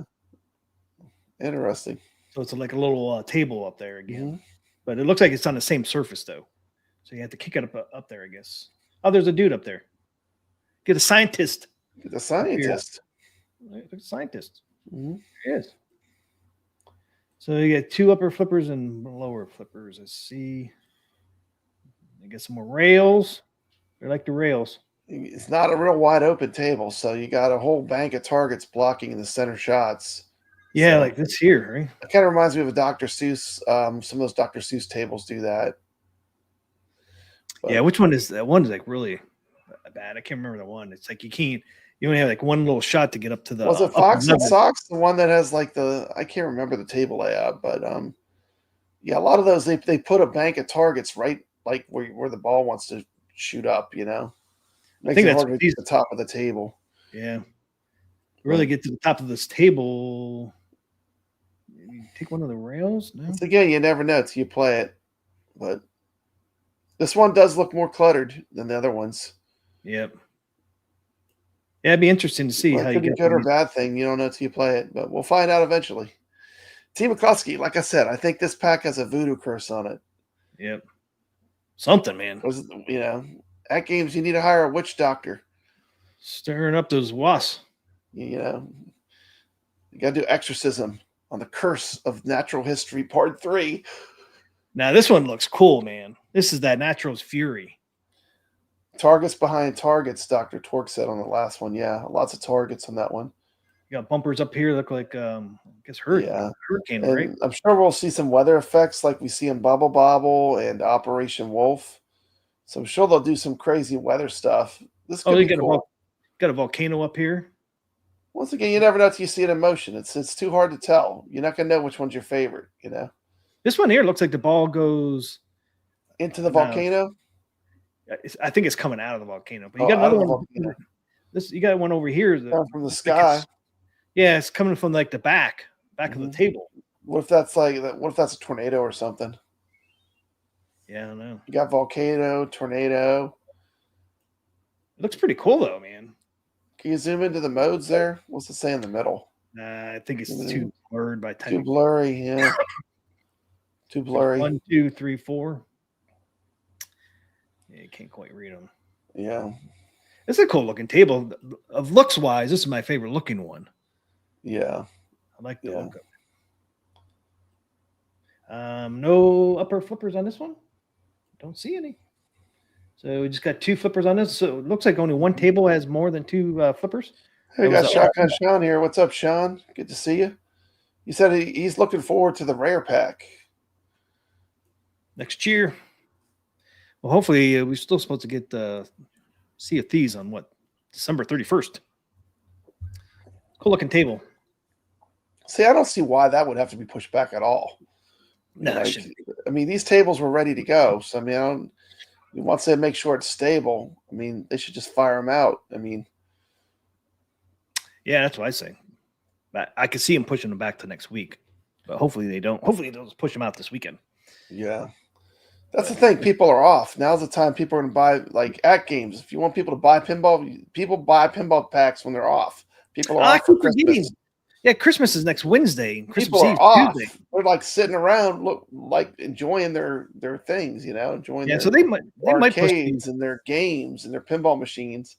It's the ideal time to get things firing on all cylinders. Yeah, they could push these out this weekend. I forgot about Christmas being on Wednesday. I would think they would want these out before Christmas. So they could push them out this weekend. I forgot about Christmas being Wednesday and Christmas Eve is Tuesday. So see they come out the next 3 days then. Hopefully. Yeah. You want to know something cool, T. McCloskey? I go to the Waybacks Arcade all the time. Yep. Their lead, the guy that builds all the arcades and fixes all the arcades, guess what he got? AtGames Legends Ultimate. Oh, really? And then he said he got it because he watched my video. That's crazy. T. McCloskey, Nice. I could not believe it. Nice. This guy has every arcade under the sun. And he said he just wants to have, he wants to have another multicade at his house, But I thought that was cool. I'm just going to go there. You know what he said was ultimately made him get the CE model was when he saw the bit LCD on it. He said that was the game changer. He said he would, he has other multicades, but when he saw the bit LCD in action, he said that is the game changer. And that's why I really think AtGames is on the right track. The marquee system with the arcade games, that is a hot ticket, in my opinion, for like a multicade. I mean, it's like peanut butter and jelly. It's like so good. Once you see that bit LCD and you see a beautiful marquee pop up with your games. I mean, look at Centipede behind me. How good it looks. I mean, I love it. Yeah, the bit LCD, man, it's so awesome. Once again, it's a game changer, So I mean, I always like to make fun of AtGames and say they're building the Death Star. Well, I mean, someone found that heating port, T. McCluskey, on that server. They found it. But it is cool. Don't forget they do have an arcade they're working on too, with a much bigger screen than anything that's out too. I mean, the GRS arcade's not going to have a 19-inch screen. AtGames will have a bigger screen. Yep. 32-inch. The Glenn did react. He said they're going to put a one of those bit pixel, the one that looks like a Vegas sign. Like I have them older ALUs. But the LCD marquee is a game changer for multicade. It's a beautiful combination. And it's the resolution stuff on that bit pixel, man. It's just amazing. Plus, I know you've had yours a while. The black levels on the ALU are fantastic for classic arcade games. Yep. I mean, you just can't touch it. It's so good. I mean, what have you thought about it? I see you got Space Invaders on back there. That's an included game. I got Centipede. That's also an included game. Yep. But I mean, I'm loving it. Actually, I've been playing it quite a bit. Just because it's in right behind me. All I got to do is literally turn around and play it. But I'm really loving it. I'm enjoying owning it. What's up, Tomato Grass? Welcome. Yeah, even the black levels on the bit LCD are incredible. Yeah. It's just the whole thing. Yeah. I love the all black look. Yeah, really, the ALU is a good combination. If you have an ALU and a 4KP, you got a heck of a good gaming. If you're talking about pinball and arcade, video pinball and arcade, you got a hell of a good setup right off the bat. And I love that they did all black control panel too. Yeah, Carlo says the bit LCD has a very high PPI. High. PPI. I don't know what that means. PPI. That's why it pops so sharp. It's 1920 by 360. Did you know about the PPI? Pixels per inch. Oh, pixels per inch. If you look real close, it looks sharp. It looks sharp when you see it in person. Yeah, if you really look closely, you can see like little squares. That's your pixels. Okay. Yeah, it looks better than a lot of real arcade marquees. Like I go into real arcade, the marquees don't look as good. It's because of the PPI. It's because of the PPI. It's got the PPI. It's got the PPI. PPI. Yep, that's what makes it, man. Poor Tomato Grass had to cancel his stream because of this outage. He was going to stream Fishtails. I was all ready to tune in. Then he was going to stream it the next night. I was ready to tune in. But one day he'll get to show us how to play Fishtails. I cannot wait. Tomato Grass, great channel here on YouTube. New channel. If you want to learn how to play pinball, if you want to learn how to be a good player of pinball, he is an excellent player. Always at the top of the leaderboards with Mad Ben Hand. You want to learn some pinball strategy, you tune into Tomato Grass. He's a true gamer. What do you think, T. McCloskey? I agree, man. I agree. Tim York asked, do you think the releases are staged so the servers don't overload? I think they might do one Saturday and one Sunday. Released. That's kind of why they did one Wednesday, one Thursday. So they could do like Zen on Saturday and then Natural History on Sunday, or whenever they release them. I could see them do them. Yeah, they might not want to release all of it at once. And they definitely won't be available right away because that would really create an overload of servers. Because you got people hopping on because they're finally up, and people buying new tables that just got released. That would just probably overload way too much. So they'll definitely. Hey, well, they gotta test it too and make sure it works though at some point. So I mean, they have to fully load test it. So. Well, that's what there's. Yeah, and that's what if it does open up at 9 a.m. Pacific, definitely they'll be checking that out for a while. I think they'll slowly bring everything back up online too, so there's no overload as well. Like those 6 on that page they sent out. Imagine they'll do one at a time. So, yeah, see, it messed everybody up, man. See, if you can play it offline, we switch over offline automatically. You can still stream it and stuff, right? We can still be playing our tables that we purchased if it's offline. Yeah. Mad Ben Hand says that guy Tomato Grass, he isn't too bad at pinball. Yeah, not Mad too Ben bad. Hand in here. He says not too bad. Not too bad. He's got some skills to pay the bills. He has a lot of skills to pay those bills. There's a lot of skills, More skills than me. Yeah, both he earns it. Man, he puts in the hours. He puts in the hours playing. Yeah. That's one thing. I don't have a bunch of hours to play. Get too many things going on, unfortunately. So what we got next, T. McCloskey? What's next on the schedule? I don't even need to go over tournaments coming up, do we? I don't think so, because we'll wait till we find out. We'll do something. We'll talk about them next week. Yeah. Because you can't play anything right now anyway. I know. It makes you. But you can play the Arcade Talk tournament. It's right. You can. Which is live right now. It's live on any platform except Nintendo Switch. Man, I wish Zen would get that fixed where Nintendo Switch could be on. What is the new game we're playing, T. McCloskey, for the Arcade Talk tournament? Oh, the Party Zone. The Party Zone. So we're playing the Party Zone. Party Zone won out. Another classic pinball machine. I didn't think it would win out, Pop Brad.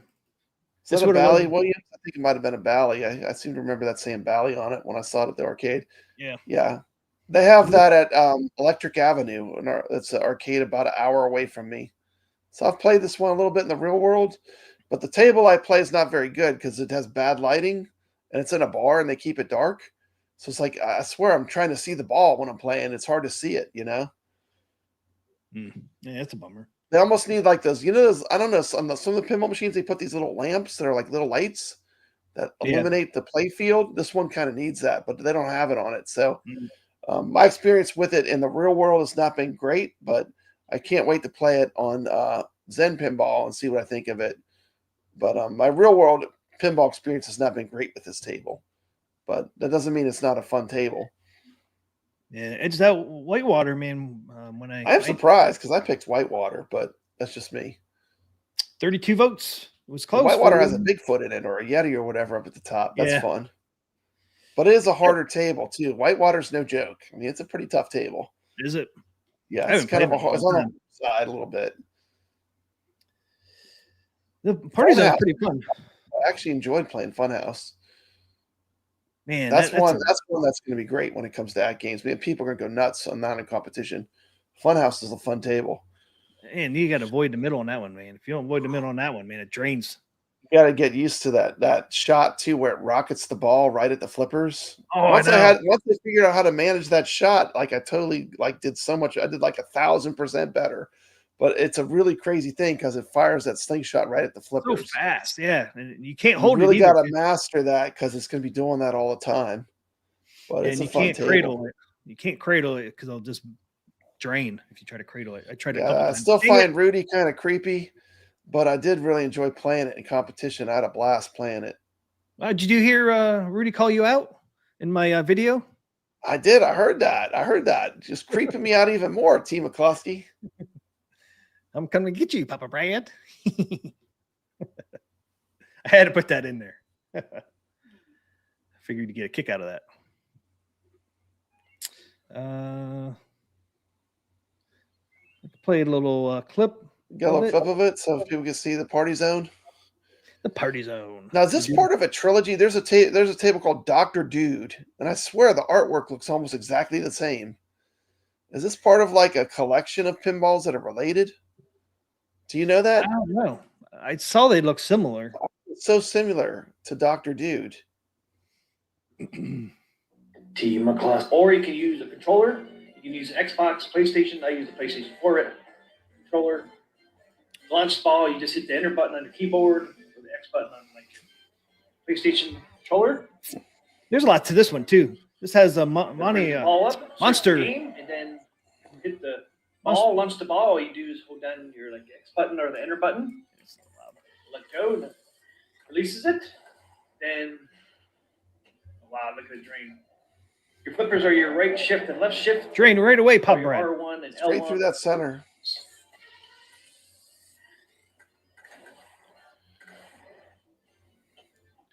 Yeah, the Electric Avenue has a bunch of really cool pinballs. You There, can they play have a with bunch of the- Sterns. They have Picture graphics on or off, it doesn't matter, whatever you prefer.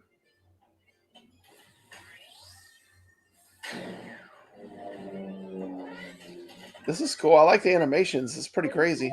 Yeah, Dude, it's raining. What was it raining? tickets like movie Raining tickets. tickets.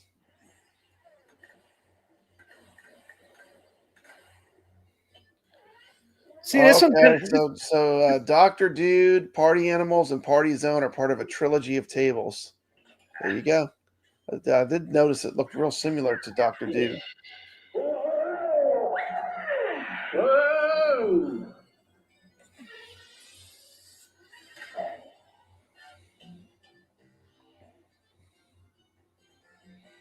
Make a request, use the right or left.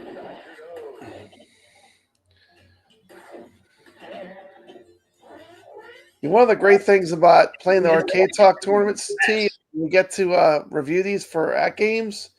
We've already played them so much, you know? Yeah. I feel like I really know the table when I'm getting it, which is great. Oh, I know. I like that. We've played all these tables, you know?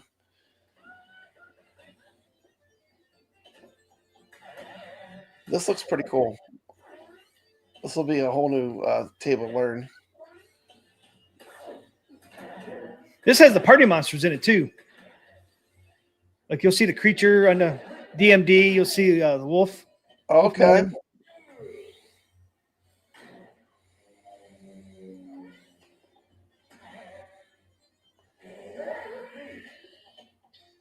Once the game is over, it will automatically put your score on the leaderboard. Like you'll see here in a second. Oh ho ho! Yeah, it's a neat table, man. I mean, if you look at the back glass, there's a back glass. Yeah, it's got a lot going on back there. Yeah, and I didn't get it to Almost like a collage of like different celebrities and stuff, huh? You got a robot guy back here on the back. If you hit the ball back in there, it'll start talking. It does a mode. It's a neat table. I've only scratched the surface of it, but I think this might show it. Yeah, see the back glass. You got Frankenstein down here, or the Wolfman. You got Dracula. You got Dracula. You got King Kong down here. You have the Mummy. That is cool. Frankenstein's right here.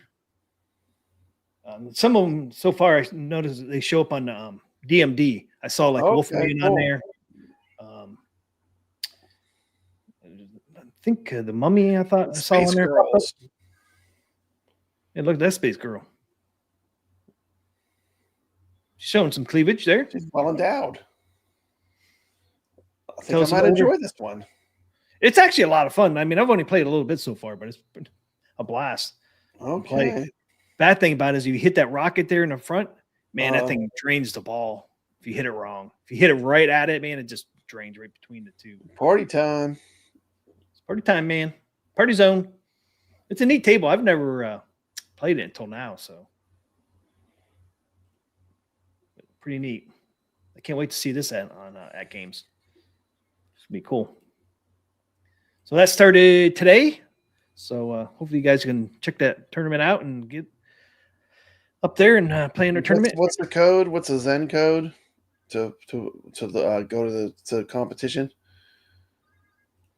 It's right there, 5V3E. So 5V3E. Just type that in, and it'll take you straight to it. Yep. And it's on Pinball FX, right? Pinball FX, yep. Pinball FX, which is the most popular. Yeah, it's gonna be great. We're gonna have fun. Oh, the tickets you're wondering about? It's this ticket down here. That's what was raining. Mm-hmm. VIP pass. That's what was raining down on the table there that you asked about. That is the backglass image. That is cool. Dr. Dude, I think, ties in with a lot of these other machines like Monsters of Rock and Creature from the Black Lagoon. Yeah, it's cool. I love the way they do that. They have a lot of cameos. Like if you look at all the Bally tables, yeah, and the Williams tables, they like sneak Easter eggs in. And if you hear the music in this, it kind of reminds you of the Creature from Black Lagoon, the music. Yeah. It's not the same, but it has the same kind of vibe to it. It's pretty cool. I'm kind of glad it won because I've never really played it. So it gives me an opportunity to play it. Yeah, this will be a fun one to play. Yeah, so far I'm enjoying it. Haven't played it a whole lot yet, but since we're talking about that, might as well show the results of our last one, right? Yeah, if we played Funhouse, let's see how the Funhouse tournament came out. Oops, why did I do that? Up on there. I don't know if we can go back to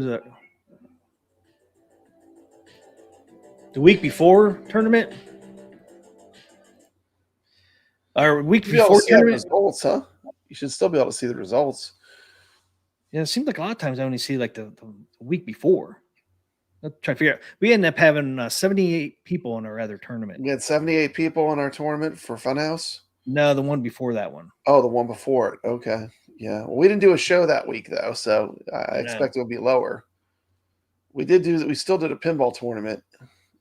You got sick. Junkyard. We had 78 people in there. For Junkyard. Yeah, that was a fun game. 78 people. I was like, damn, man, that's a lot. Yeah, I enjoyed Junkyard. It was fun. Yeah, it's a fun table too. Once again, these Pinball FX tables, you can play them on other platforms. So, you'll kind of get a feel for them when they come to the 4KP. And Zen Pinball's everywhere, I think you can even play it on a tablet, T. McCluskey. Yeah, you can. Yeah, Zen Pinball's going everywhere. I mean, like, they're literally everywhere with these now. Okay. Oh, and dang, we ended up having 82. 82. Yeah, 82 people, man. I mean, that's a lot of people, man. There's a lot of people. That was a good competition. So we had 82 looks, but yeah, 78 played, 82. Yeah, a few people came and said, "Oh hell no, no. I'm swimming with the sharks." Like, no thanks. So they saw the score. They got scared. They ran off. They opened up the table and they were like, "Oh no!" Like, no thanks.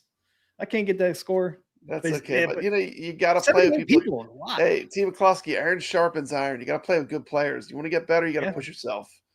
You're never going to get better if you don't push yourself a little bit. You got to learn how to all these tables have strategies too. I mean, Yep. The more you play them, you learn some of the strategies, and they actually can become a lot more fun once you figure out what's going on. Yep. So there it is. So you see there's 78 people. I won't go through all these like we normally do. We'll just kind of find the Yeah, people because that we are got in so the much chat. to cover. Yep. So I'll just scroll over here and see people that's in the chat. Like 69th. There's How you OJ. say? Ojibwa. Yep, he's in the chat. What was earlier? 69th. T-Punk. T-Punk. Hey, there's that Deserve Serve 76. 76. I wish I was Rockstar. He was 63rd. I wish I was a rock star. Dan's a foot. Dan's a foot. Dan Z. No, it's Danny Johnston. Oh, Danny Johnson. That's right. Dan's a foot's Danny Johnson. Yeah, 56. What's Muse Dan of Death. Z's name? It's Muse like of Death. That's Gregory. Yep. His is like DZ, like St. Louis symbol. Oh, look, we got Chaotic BPR. Hey, thanks, Chaotic. Chaotic in there. Thanks for playing. In here. Thanks for playing. Always welcome to play at our tournaments. Love to see people in the community playing. Chaotic is 53rd, and Gregory is 54th. Mm-hmm. Sack Pin Player, 47, 46th. Papa Brad, Papa 41st. Brad. That's Cabinet mode. Cabinet Yep. mode, nice. 41st on that one. Carl O, 37th. Yankees owner. There's Dan Z. There's Dan Z. 36. 36. Dave LB, 35th. Look at his cool background, Dan Z's. He's got it going on. There's Arcade Hey. Talk YouTube. There's me, 34th. You I'm took at me out, T. McCoskey. Good job. Well done. Well played, sir. Thank you.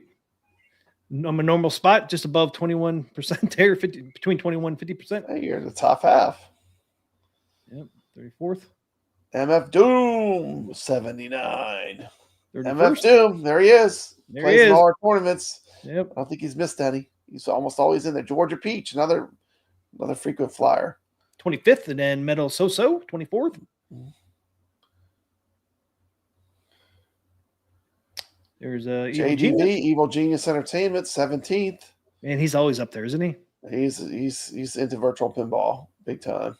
Yep. Sacro, here's number 9. top 10. Sacro, Top 10, right? finish for Sacro. Man, 57 million. Kadash, 5th. Top 5. Ooh, man, he broke 100,000. Damn. Real Creamer, Wizard scores here, man. Great score, man. 123 million. Top 3. Number 3rd. Number Top 3. 3 player in the Junkyard Tournament. And there he is. There he is. There can only be one, T. McCluskey. And that one frequently in the Arcade Talk tournaments is Vader 640. Isn't that true? Yep. Vader 640 is truly a pinball wizard. 212 million. Awesome score. Great score, yeah. Yeah, awesome score. Okay, and then this is one that just finished up. Funhouse. It won't let me do it. So we ended up with 48 on this one playing. So almost Under made 50. Yeah. Let's see. Got Metal So-So there at 45th. There you go. Got the Real Coffee, 44th. Randy Retro. The second time he's in here. Randy Retro. 41st. 1.8 million. Sack Pin Player. 38th. 2.3 million. There's Metal So-So's in the chat. Hey, what's up, Minnesota? We got Carlo, 37th place. Good job. Yeah, we just showed you Minnesota. I don't know if you saw it. Yeah, 45th place finish in Funhouse. Hey, we Got got Elvis. Elvis has entered the building, T. McCluskey. 36th. Elvis got 36. Now look what his background is. It's Whitewater. It is. That is cool. Yeah, That's one of the ones we voted on. That's the one Papa voted for. Disturbed 76. Wish I was a rock star. 33rd. 3.1 million. Nice. Nice score. Georgia Peach, 32nd. Hey, we both beat her. That don't happen very often. That does not happen often, T. McCluskey. That does not happen. That does not happen very often at all. She can normally kick her ass. Nope. 3.4 million, 32nd. Georgia Peach. There he is. Top 30 players. 3.4 million. Big fat toe. 29th place. That's funny. Yep. Look, who's 27th. MF Doom 79. Just missed 5 million. 27th. Dave LB, 23rd. 6 million. Top 20. There's Dude, top 20. 6.2. The top 20. It's the Dude Reno. Hey, Arcade Talk YouTube, top 20 finish. 18th place. Well done, that was a good score for me, man. It took me a while to get that score. That table is rough, man. Score. Man, it's a drain monster. It is a little chaotic. Like I said, it's that slingshot straight to the flippers. You got to master that if you want to get further. I mean, that for me, that was a turning point. Once I got that down, I started playing better. Yeah, that's what happened on this one here. It spams the heck out of that slingshot straight into the flippers. Yeah, that's the way to do it. Yeah, that's true, Real Creamer. Funhouse takes a lot of pain before it gets fun. That's what this was a turning point for me. This 8.6 million. I was starting to have fun. I was like, man, I finally figured some things out. You know, I was able to get the game going for a long time instead of draining and all that, having quick games. I mean, I had one game before this one. I only scored like 300,000. It's like that can be frustrating. That can really be can really turn you off, especially if it's like your first game playing the table, and you just immediately get 3 quick drains. Yeah, you really had to start figuring things out. You have to play it. There's definitely a strategy to this one too, like a lot of the Williams tables. Yeah, but I had a lot of fun on that game right there. Mm-hmm. There he is, 15. 12 million. There he is. Or Donkey Balls. Making his return in the Arcade Talk tournaments. 14th place. Good score. Hey, look at it. Ojib is kicking it, man. Look at that. 12th. Almost top 10. Almost breaks in the top 10 in Funhouse. He's gonna be ready to get on those AtGames 4K leaderboards for sure. 16.5 million. That's a great score. 12th. Nice. Top 15.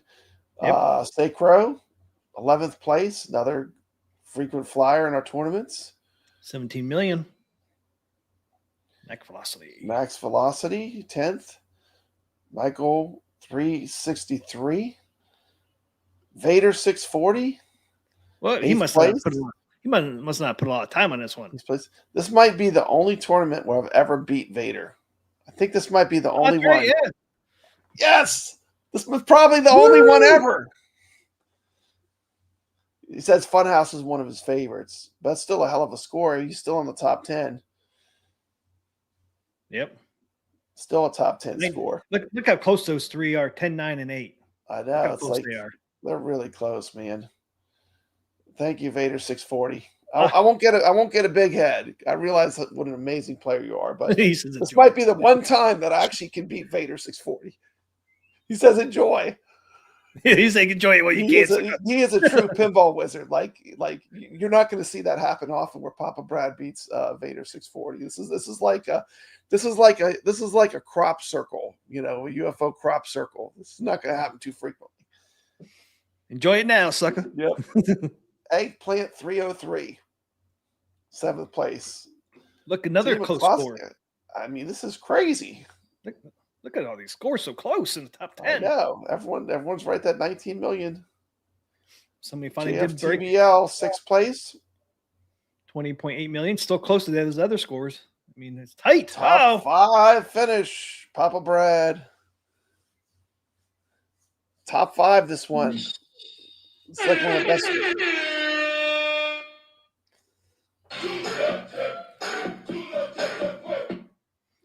There you go, man. Congrats. Top 5. Whoop, whoop, whoop. 26 million. That is a rarity.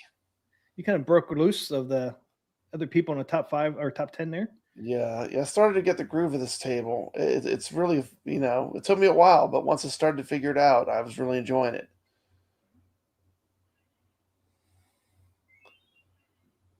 Yeah, that's one thing. Thor KC says, I know I have a lot to learn, but one thing that's really painful are the tables that shoot the ball directly at the drain. Yep, I agree with you. Got to learn how to do different angles. Yeah, that happened to me on Funhouse sometimes. Yeah, you got to get real comfortable with the ricochet, the slingshot to the flippers. Yeah. It comes at you so fast, man. It does. It's like full power slingshot right to the flippers. That is very hard to, like, you got to get used to the way it bounces and stuff. Yep, and you can't cradle it. That's the key to doing better for me. Once I had that, I started to get through the game modes and stuff. Yep.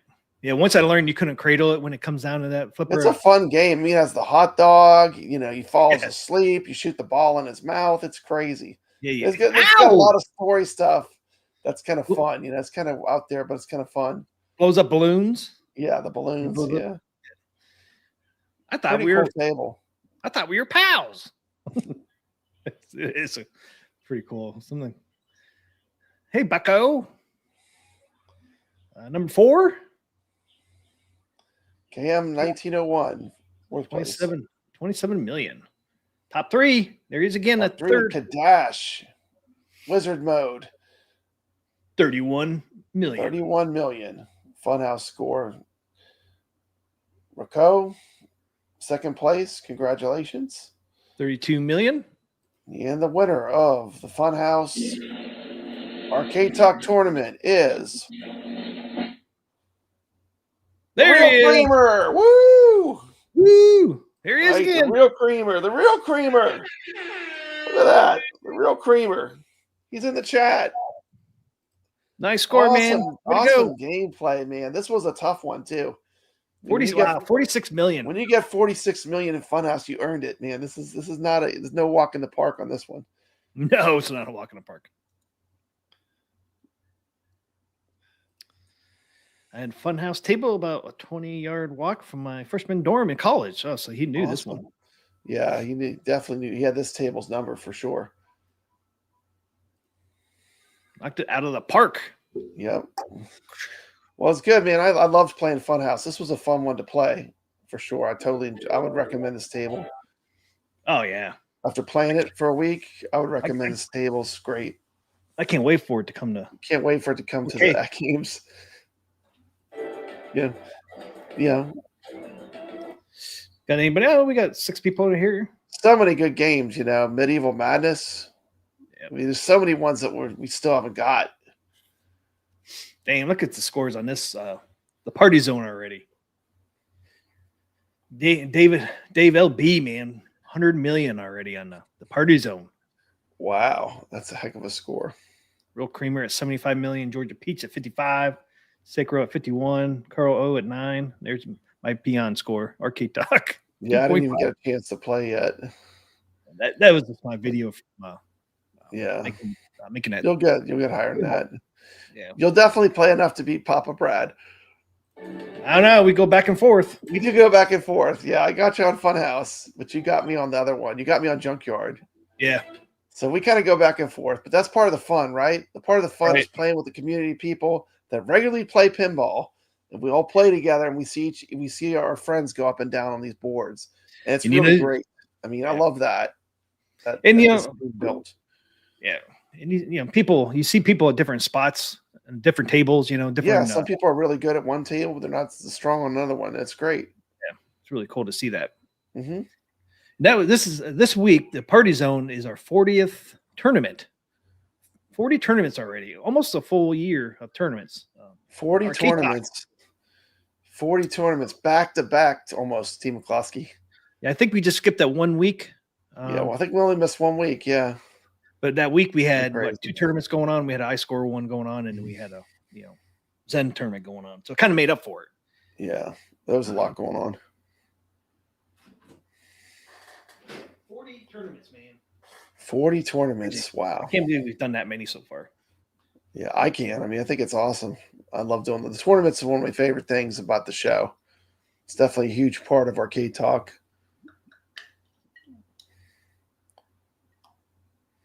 And love to see all the people that come in and play, and it's a lot of fun doing those tournaments. We got 38 people that stuck around through all that tournament announcements, Team McCluskey. Yep. 39 people. Should we give something away? You have something to give away? Yeah, I have something to give away. What are you giving away, Pop Brad? Look at this, Team McCluskey. Look at this. Look how cool this is. Look at this. Look at this. Look at that. Oh, Addams family. Look at that. That is so cool looking. Custom made Addams family. It holds your beer. Look, it holds your beer. It's made to fit a beer bottle. Look at that. Hold your beer right by your pinball table. Nice. How nice is that? Where'd you get that from? I'm gonna give a quick little plug. Let me share the screen real quick. Make sure you can see it good. Let me share my screen. Let's see here. Can you see it? Oh, I got to do this. Okay, add the stage. Oh, did you do it? Add the stage. Okay. Oh, you do it. I won't touch it. Hands off. Okay, there we go. Yeah, he had this made, and this is a one-off. I don't even think it's on his website. But this is a one-off Addams family thing bottle holder.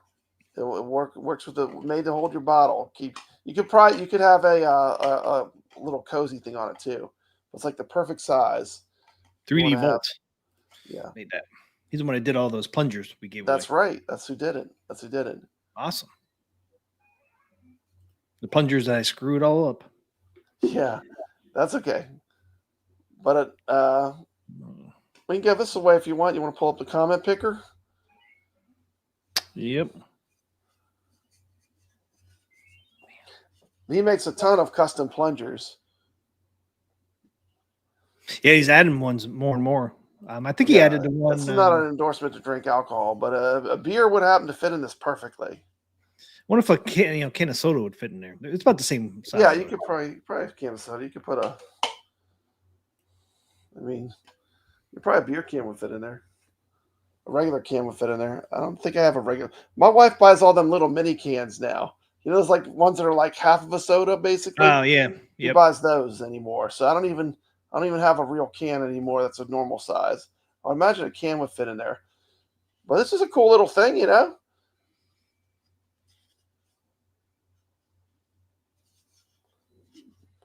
All right. Well, what hashtag do you want to use? Let's put Papa Brad. The Thing. He's pretty cool. He's really detailed too. Look at that. Look at the detail works. I don't know if you can see it up close, but it's super detailed. You can see like the wrinkles in his fingers. You can see the wrinkles in the fingers and stuff. It's very cool. Very cool. Someone's going to really enjoy this. It is. You can hashtag Papa Brad. It's open. Hashtag Papa Brad. I'll send it out to you.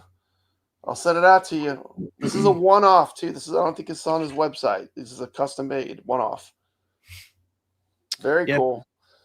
And if you want to get a custom plunger, they do fantastic custom plungers. They have all kinds of cool plungers where you can modify your plunger. He did do a custom for me. Can't really tell. Yeah, he did the Elvira one for you, but he has all kinds of cool stuff. He's on Etsy. Yep. And I'm gonna make a video on it too, but I'm gonna give this away to an Arcade Talk viewer. It's very cool. Yeah, it's definitely not gonna break. Look how thick this plastic is. Oh yeah, it's not gonna break. This is made to last. This is 3D. This is a cool one-off thing too. Like this is custom made. Very cool. 3D printed. Yeah.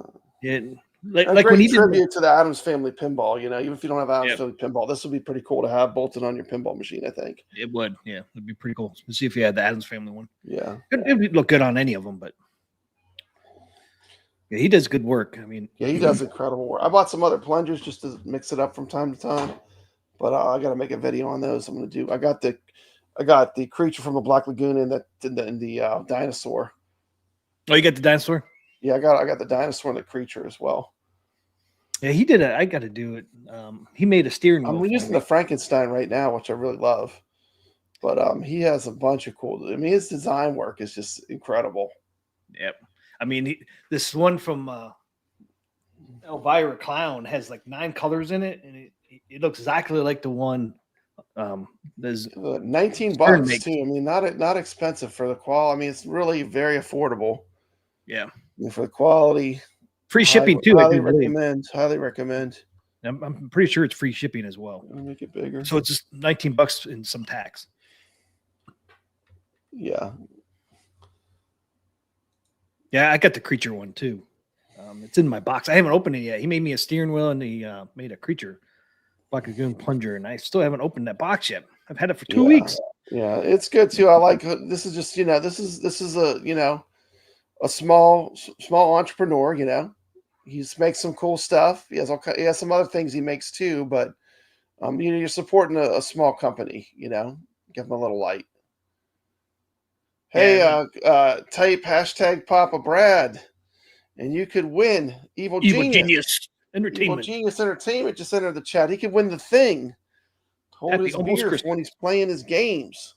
Look at this, Evil Genius. Evil Genius Entertainment. You could win this. Look at this. Look at that. Look at that. Yeah, that is. Look at the detail. Look at the detail. You can see That his is fingernails. nice. Look at that, man. Look at that. Nickels. Perfect size. Look at that. It's like it's made for it. Look at that. One-off custom. And it's thick. It's not going to break. Look at I don't know if you can see it, but it is. This thing is made. Yeah, you can see right there. there. This is not going to be. That's the problem I had. My last one broke, and it wasn't made by him, but the last one I had broke. Oh, did it break? I remember. Yeah, it's super cool. I had a different one. It was green, but I still haven't got one. Yeah, I like having to drink there. I don't know. I'm lazy, I guess. Well, I put mine on other pinballs. I need to stop doing that. But yeah, don't sit on another pinball. No. I sit on another, control decks. But I'm afraid one of these days I'm going to spill it. Yeah. So I need to just get a drink holder. Yeah, it would fit perfect on your Addams family. Good luck, Evil Genius Entertainment. Hashtag Papa Brad. Hashtag Papa Brad. We are the show that gives back. We actually go in the red on these shows. We give away more than we get. But that's the fun, because I do love this community. I just want one of the people that watch our show regularly to win something cool. And this is a custom one-off. This is a one-off, custom-made. I call it a beer holder because it's really perfect size for a beer. But because you said it doesn't really hold a glass. No, it's not. It's really made for like a beer. Beer or a can. Or a can, I think, might fit in there. He needs to make some more of those. Yeah. I think bigger diameter, maybe. Yeah, maybe more options. Bigger, yeah. But like if you want to put a beer in it, it's perfect for that. It's absolutely perfect for its perfect size. Who is the Etsy guy? Read his name down there. It's 3D Vault something. 3D Vault 131. And they're on Etsy. Yep. Let me drop a link. Yeah, there you go. We'll drop a link in the chat. Hold on. Yeah, happy Merry almost Christmas, everybody in the chat. Yeah, it's a cool giveaway. Giving out to the community. Something custom made. Very cool. That Woodstock looks pretty cool, that plunger. Yeah, he does great work too. So this is something that you'll have as a cool little. No one's gonna have one like it, which is makes it cooler. Yeah, it does make it cool. Okay, let's see how many we got. How do I add this to stage? Add this to stage. We got 8. Okay, chances are pretty good. We're gonna roll it. You want to roll it? Yeah, I said we roll it. Okay, here we go. Good luck, everybody. People here, I don't care how many. You're here. That's what matters. Yep. Let's go. Oh, Biggie D just got in. Made it 9. Biggie D. What's up, Biggie D? Biggie D. Hashtag Papa Brad. He's done it already. Okay. Make sure he gets it. Okay, you ready? Okay. Fingers we got crossed. Cool people. I saw some of the people that typed it. Good luck, gamers. Good luck, everyone. Good luck. A lot of cool people. Boom. Let's roll it. Here we go. Could be anyone. And the winner is Carlo. All right. Well, I know how to get in touch with Carlo. Yeah, that made it easy. This one's easy.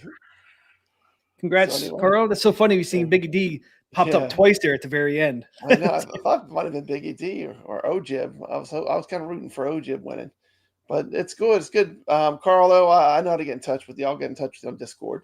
And Congrats, man. I'll get this shipped out. Congrats. That's right. He has an Addams Enjoy. family. So. Yeah, he'll love it. It's perfect for his pinball. Yeah. Thanks for everybody for playing. Yeah, I think you could use those on Arcade 1-Up pinball machines. I think the legs are about the same, ain't they? I'm not sure. I'm not sure about the bolt size. But... Custom made for AtGames, a 4K or a HD pinball. I think it's the same. I think it's the same legs. But you can always reach out to the guy. Yeah. He's on Etsy, 3D Vault. I'm sure he can make it. He probably has some he made for. He does custom. Yeah, he does custom stuff. He'll do custom plungers, custom. He'll probably do a cup holder if you wanted to. You just get a hold of him on Etsy, 3D Vault. Pop Brad did put the link in the chat. Yeah, I'll put the link in the chat. I'll put a link on my channel when I put this up too. Yeah. But yeah, he'll do custom. You just got to reach out to him and tell him what you want. And that's what I did with my plunger. He has all kinds of cool stuff. Like it's insane. Like it's got a ton of selection.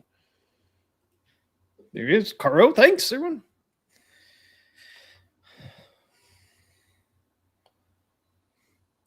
Yeah, Attack from Mars does look good. So what are we doing next? Team McCloskey, Arcade Wars, or Carlo Game of the Week? Carlo Game of the Week. Do it.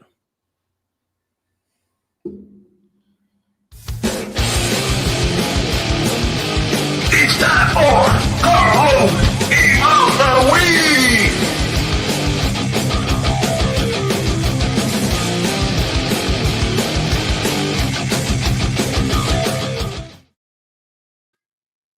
And the game of the week is Quartet 2. Sega game. Really, Quartet and Quartet 2 are the same. Quartet 2 was a conversion kit that you could drop into a 2-player cabinet, where Quartet was a 4-player game. Do you have some here's some of the thing. It looks like Gauntlet. See, it says Sega right there in the front. Pretty cool looking cabinet. That's the 4-player one. I don't think I have a picture of the 2-player just because it was a conversion kit. But there you go. You can see the outlay of the control deck exactly like Gauntlet. Even has the same colors, I do believe. So there it is. Where's my video? Oh, there it is.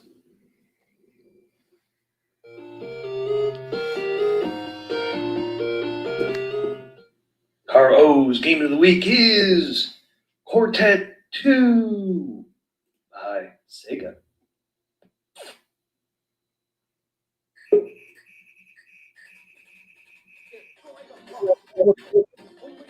Nice. Jason.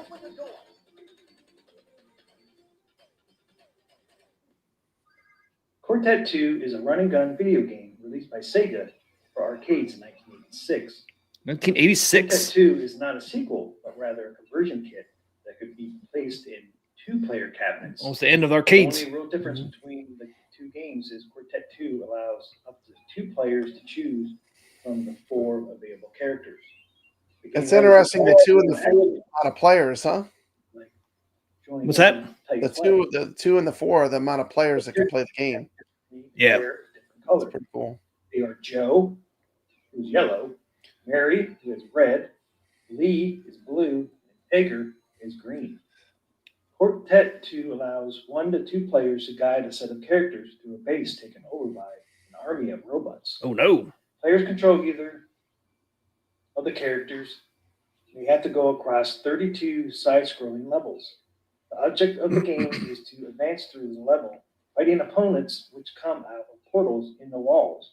Eventually defeat a boss that carries a door key used to open the exit door, so you can advance to the next stage. Each of the 4 different characters, each with a distinctive weapon. Lee, sporting a 1980s mustache, Well, there's a has key. wide beam. Joe wearing yellow, Yay! being the generic good I guy. don't know why this game reminds me of Commander Keen. Remember that game on the PC? And Red has the berserker. No, Edgar, I don't remember It's like that. a Commander Keen with really good graphics. wearing green yields the miracle gun. The quartet of warriors have been sent to a space colony taken over by space pirates. The goal in each stage is to find the boss monster, kill it to obtain a key, and unlock the door to the next area. In the first few stages, the boss can easily be found hanging out right by the exit. But in later areas, it usually takes a bit of searching before you can find a monster. Levels are fairly small. There he is. And only Up there with the scroll key. horizontally, so if you stumble across the exit before the boss, Carrying a key. I'll take that key. Give me that mug. Give me that sucker.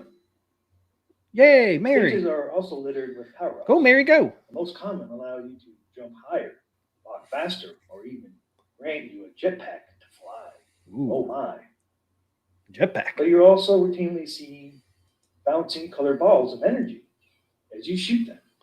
They cycle through the 4 colors. If you grab it when it corresponds to the color of your player, then your weapon will be strengthened. It's best not to get too attached to these powers, seeing as you'll drop most of them anytime you take damage. And you lose them when you go to the next stage anyways.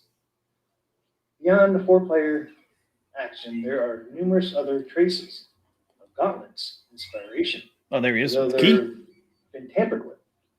The stages are filled with enemy generators which consistently pump out bad guys, but there's no way to destroy or even damage them. Woo. Your character's health is determined by a gauge starting at 9,000 and depletes slowly over time, as well as when taking damage. However, the counter is actually quite slow, and since Quartet is never as relentless with its bad guys as Gauntlet, it doesn't feel like it was designed to gobble your quarters as fast as possible. Ultimately, it's made redundant because there's an invisible timer anyways, which will send a Grim Reaper after your character if you take too long. Grim Reapers. As a single player game, Quartet 2 is only barely interesting, apart from the amount of time it takes you to recover from a hit Oh, there's key. and the need to retrieve any dropped items, both of which are annoying. The game feels rather boring. On the other hand, these mechanics make sense when put in a multiplayer perspective. Dynamics change completely when played with 2 people, which as the name implies is the way it was meant to be played. There's a unique cooperative/competitive dynamic that's consistently changing. Because while all the players have the same goal in common, they're also all competing for score. Throughout each stage, there are score items and multipliers. Furthermore, at the end of the stage, everyone is ranked according to performance, and the player who opened the door gaining the most points. While you can't directly harm other players, you can bounce off their heads, potentially screwing them up just enough so that you can get hit by an enemy and drop their key, allowing you to grab the glory for yourself. Visually, Quartet 2 is decent looking.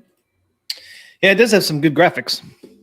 But there it is, Quartet 2. Check out the rest of the video on my channel. Pretty interesting game, especially if you can play with 2 people. So it's kind of have a competitive nature to it. Like I said there in the video. Check out Quartet 2. You didn't get to see the cabinet, did you, Pop Brad? No, that's pretty cool. Cabinet reminds you of Gauntlet. Yeah, it does look like Gauntlet. There's some characteristics in the game of Gauntlet. Oh, yeah. See, it even has exactly almost the same control deck as Gauntlet. Yeah, that's pretty cool. It must be a rare arcade. I've never seen that one. Yeah, Out I've in the never seen it wild. either. It's Sega too, and you'd think it would have been, but it came out in '86, so that was kind of at the end of the arcade. Arcades were closing. Yeah, probably. It's probably because when it was released. Yep. That is And cool. this thing, that's why I think they came out with this This is Quartet. Quartet 2 was a conversion kit. Quartet was a 4-player. That's a Quartet 4. Yep. Quartet 2 is a conversion Two-player kit that you version. can drop into a 2-player cabinet. Yeah. So I think that's probably why they did that, because these probably weren't selling, I would say.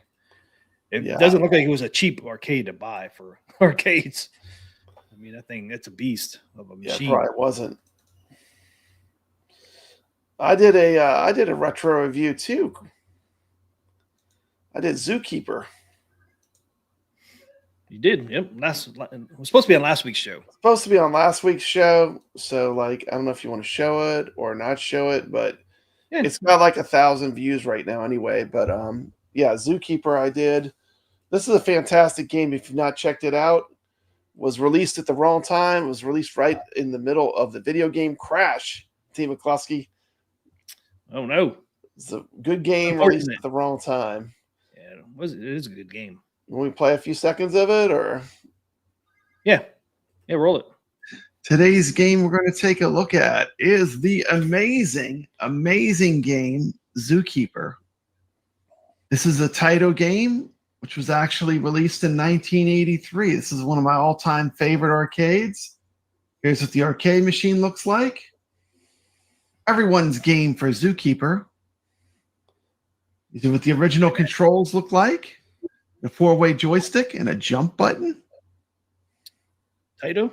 Here was the flyer for the original arcade game. Now, one of the cool things about Zookeeper is it's a pack-in game on almost all the AtGames products. How'd she get in So there? this is a game that if you own, Get in there. you know, a Legends Gamer On or an AtGames. ALU, On almost everything. this is a game you probably have that I don't think a lot of people have played, but it's amazing. This is an amazing arcade game that's included on most of the AtGames products.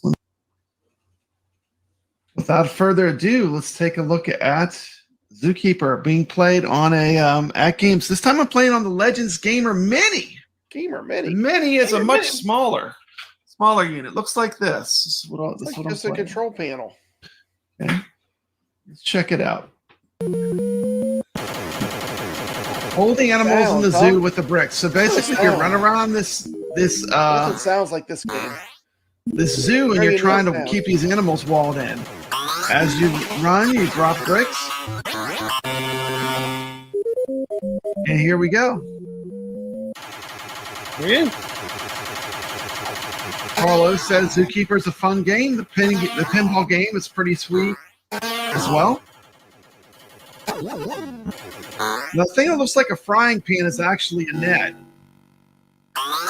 And they knew it kind of looked like a frying pan, but they just left it that way because they thought it was cool.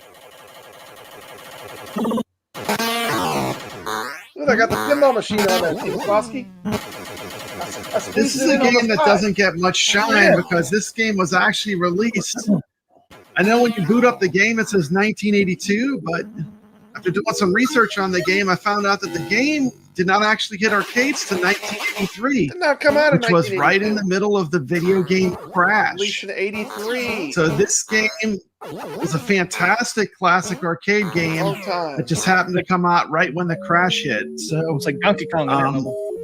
didn't really Yeah, they were definitely inspired catch by on Donkey like it Kong should for have, that, but it's 100%. great.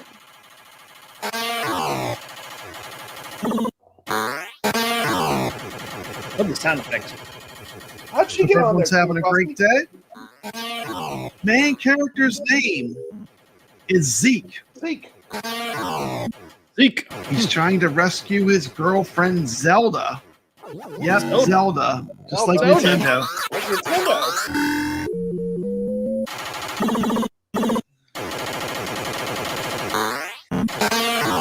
I've played this game a lot in main. I've not played it a lot on the Legends products, but I can say it's running very smooth. The emulation perfect. The emulation seems very on there. accurate from Great playing it on emulation main. games.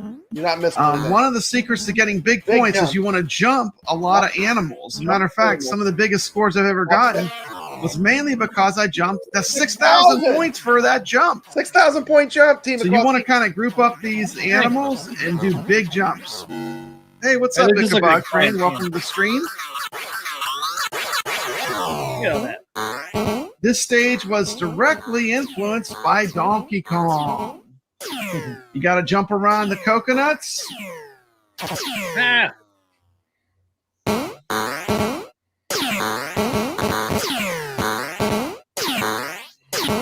Just getting used to it again. Ah. Get me some dessert. Get up. Up. This is not good. Damn coconuts. That stage is a pain in the butt. First game, 63,650. It is high enough to get on the top of my mini gamer. But I know I can do way, way, way better than that. We'll skip the end. Interesting. 253. That's way better. That is a little bit better. 253,700. Watch a gameplay on my channel. Oh, you got 253,000. Quite a big jump. One of the interesting thing is that this game was initially designed with crabs, eggs, and tadpoles.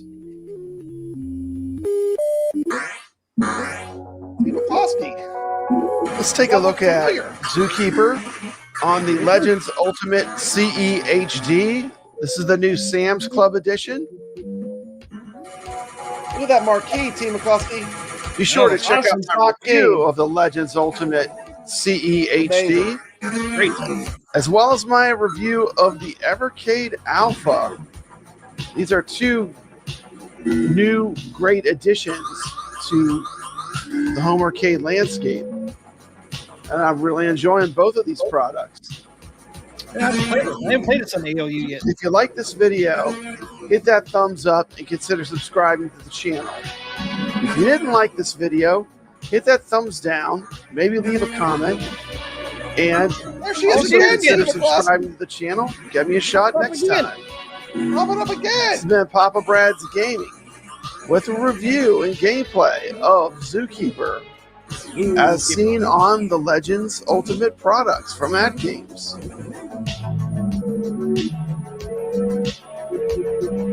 Yeah, I've not played that. Play some arcades, stay positive, and as always, stay legit.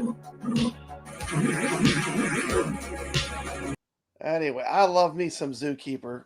This is a game I absolutely 100% love. So I haven't played it on ALU yet. I don't know yeah, why. you need to give it a shot, man. This is a great game. Yeah, well, I played it before. I like it. Yeah, I haven't played it on ALU. plays really good. Yeah, the black levels look great. Oh man, killer game. So does a looker. But yeah, so sorry we had to double up, but we both made the Carlo games of the week, and we just didn't get to do show that one. But Yeah, we didn't get to do it last week. So yeah, it did great. On Did there great now? on my channel. now it's time for Arcade Wars. Let's do it.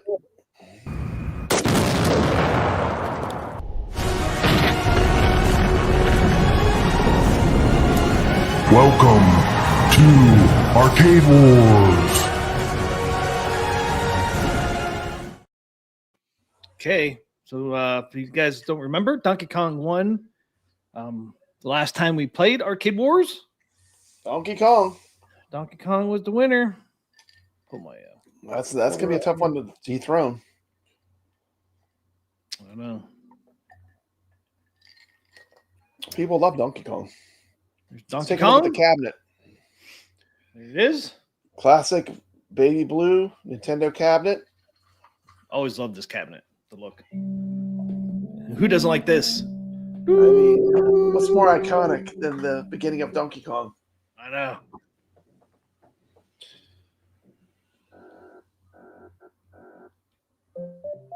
How high can you get? It's Jumpman. There he is, Jumpman. Became Mario. Not Mario, but Jumpman. That's a beautiful cabinet.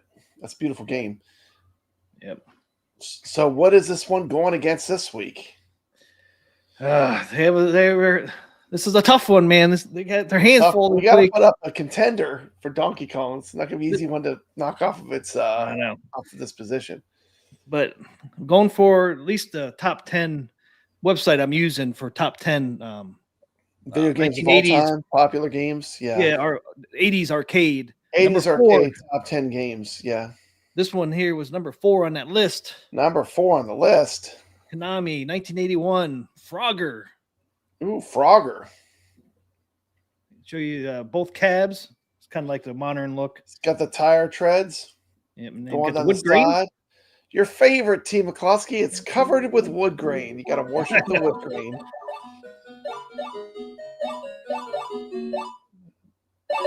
What a great game, you know. So simple, yet so addictive. Yeah. It's got that great music. Love Frogger. You know, These are two great These are two of the top lists. These are great arcade games. Yeah. Look at that cabinet. Look at it, Pop Brad. Yeah, that would fit perfectly in any 80s arcade. That beautiful wood paneling. There it is. Or if you don't like the wood grain, you got this one here, Pop Brad. Bam. You can't look at that. It's Frogger right next to Donkey Kong. Yep. You can't blow up Frogger, an adorable frog that's he's just trying to cross the road. He's just trying to get over on the other side of the road. Trying to hook up with some lady frogs on the way. Because that's the way it is. That's what they do. That's why I took this. Give her a ride to his pad. So it's Donkey Kong versus Frogger. Who's gonna Donkey win? Kong versus Frogger Arcade Wars. It is on like Donkey Kong. It is on. I mean, we are not messing around. Someone's going to get hurt. Will it be Mario or Frogger? Who's it going to be this week? T. McCloskey, you have enough subscribers that even if a few drop, it's not going to change. Now you're not going to get you're not going to get knocked out. So now we can start doing Arcade Wars for real. Ray De La Torre says Donkey Kong's going to whip Frogger's ass. Oh man, doesn't like Frogger. That's what he said. That's what he said.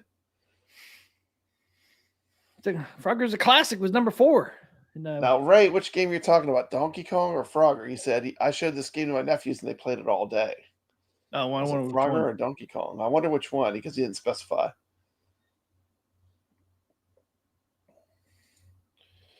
Carl wants to know what Thor KC thinks. Ray the Toy says, "Come on, I love Frogger, but it's Donkey Kong."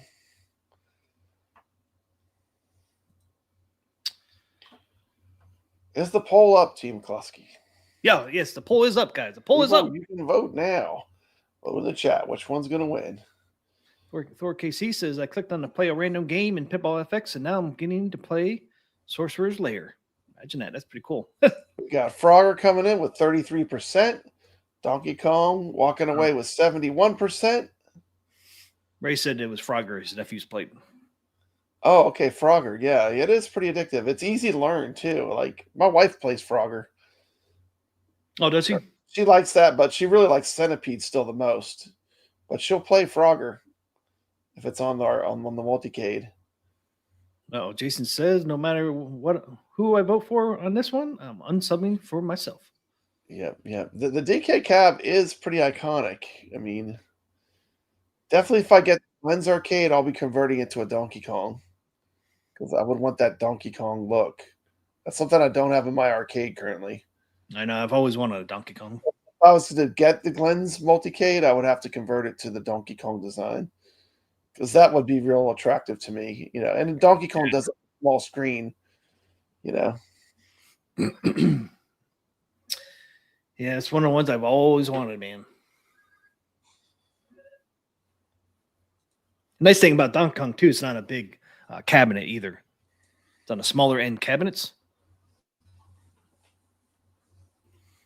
Jesus says I played both of these so much. Yeah, me too. Yeah. 2 winners here, man. These are no slouches. No slouches. No slouches. I mean, we're playing with the big kids' gloves on now. Top 4, Donkey Kong was number 1, and Frogger was number 4, and at least the website I'm using. Classic arcades, yeah. Metal Soso, Frogger has Seinfeld. That is true. That was a great episode of Seinfeld where he tries to save the Frogger. Ah, yeah. High score. Yep, I remember that episode. Good old Frogger. Konami. Jason's in for a Glenn DK. Yeah, if I go with the Glenn's cab, I'm going to convert it to a DK. Yeah, that's the only way I would go with that. Both of these cabinets came out in 1981. Yeah, 1981, the class of 1981. Yep. These are the other games. Besides Miss Pac-Man and Galaga, also had Donkey Kong and Frogger. It's a pretty strong year for classic games. Yep. The Steps Gaming popping in, saying do the Donkey Kong. She thinks Donkey Kong should win. Yeah, that's one thing I always liked about Donkey Kong. RD. Yeah. Like how the screen is recessed into the cabinet. Mhm. Donkey Kong. Yep. I was like that. Then it got that screen protector in front. That's You straight got up. the glass, yeah, and you're kind of looking at it. It's kind of Yep. tilted inside of the cabinet. I always thought that was cool. Mm-hmm. Man, everybody's beating up on Frogger. Everybody likes Man, Frogger. poor Frogger.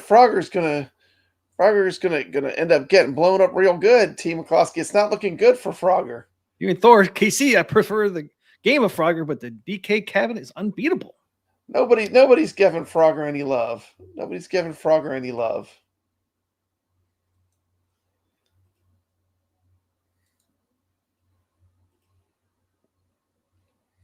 You got what, 13 votes in there. Donkey Kong 62, Frogger 38. We got a couple votes in there. Well, Frogger is at least giving it a fight. Frogger does have 38%, almost 40%. So Frogger at least gave Donkey Kong a fight. A little bit. A little bit. Not to, I mean, it's still, that's not bad. That's not bad. I mean,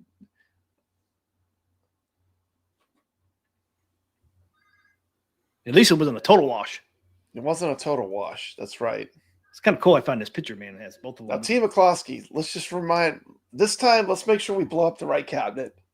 We did last time. The first time we did it, we were a little rusty. We ended up That was a blowing little up. rusty, man. T. McCloskey was like, I like this one more. So he just picked the one he liked more, and he blew up the other one.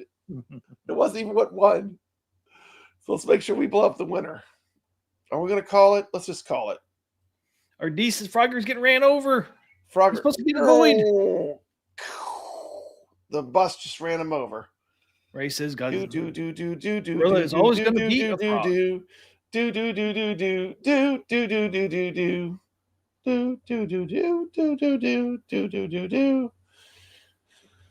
Not looking good. No. Yeah, one thing, talking about frogs, you know, I have a pool over here, and I had a huge problem with frogs and toads going in my pool.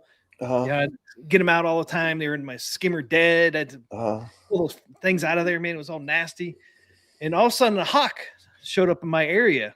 And all frogs and toads would get gone. They don't go to my pool anymore. It's like, dang, the hawk ate them all and scared them all Hawk away. is cleaning out the frogs.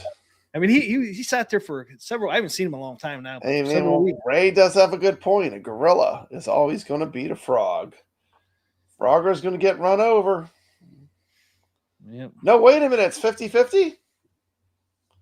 Is it 50-50 now? Uh-oh. It is literally 50-50, T. McCloskey. Can you believe the frog has some spunk? The frog has some spunk. He's fighting back. Did somebody change their opinion? He's fighting back. Somebody's Frogger's like, winning. T. McCloskey, people want you to lose subscribers. Frogger just hit 53. Whoop, whoop. Oh, yeah, this is good for losing 3 subscribers, T. McCloskey. What if it's a tie? 53-47. I'm the tiebreaker. You're the tiebreaker? Right now, I'll have to do a tiebreaker, right?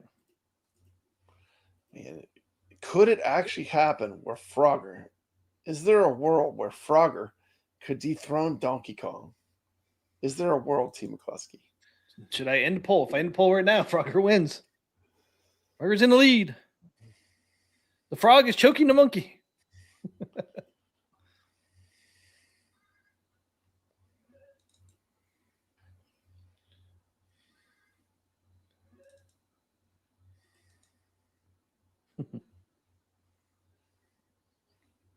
Unless the hawk swoops in and takes the frog out. Hold on.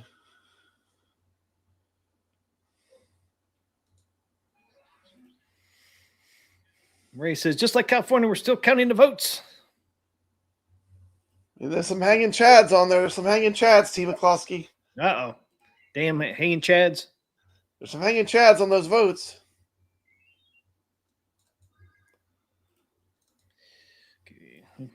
Go ahead and end the poll. Donkey Kong wins. Oh, come on. Really? Yep. There it is. The end results? What's the end results, Team McCloskey? How did it do? How much of a fight did Frogger give Donkey Kong? Give it a huge fight, man. Give it a huge fight. Did Frogger put up the goods? There it is. 55% to 45%. That was close. That was close, Team McCloskey. Donkey Kong 54, Frogger 45. Yeah, it's really 55 to 45. We always lose that 1%. You lose that 1%. The YouTube takes that. That's a little extra slice they take. Yeah, right? Mad Van Heen says this was rigged. I agree, Mad Van Heen. How could Frogger get treated so poorly? Good for the underdog. Yep. Frog wants a recount. Too bad. Too bad. You're gone pecan. You're gone pecan here, man. There's no recounts here. Time to take Frogger out into a field, Team McCloskey, and give it the special treatment. There he goes. Oh! There he goes! Frogger, get going! No! Get going! Load that mug up. It's still around. It's still around. Woo! Woo! No! Oh! You try to come back, we blow you up again. Woo! Woo! She blown up good. She blown up. All right. Real good. yeah. I like that part a lot. Yeah. I like that part a lot. That was awesome. It was awesome. What a competition, man. Frogger did well. Did well, but not well enough to take over Donkey Kong. The reigning champ is still. That's right. Still the champ. I have to find another cab. I salute you. Frogger gave it a fight. Yep, it sure did. Hey, we got Biggie D in the chat. What's up, Biggie D? Biggie D's Arcade. He's got a great YouTube channel. Hey, thanks, Ray, for $10. Thank you so much. Ray DeLatorre, $10. Merry Christmas. Merry Christmas. Thank you so much for $10.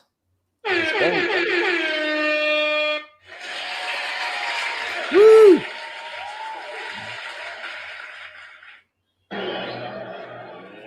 Let's get ready to rumble!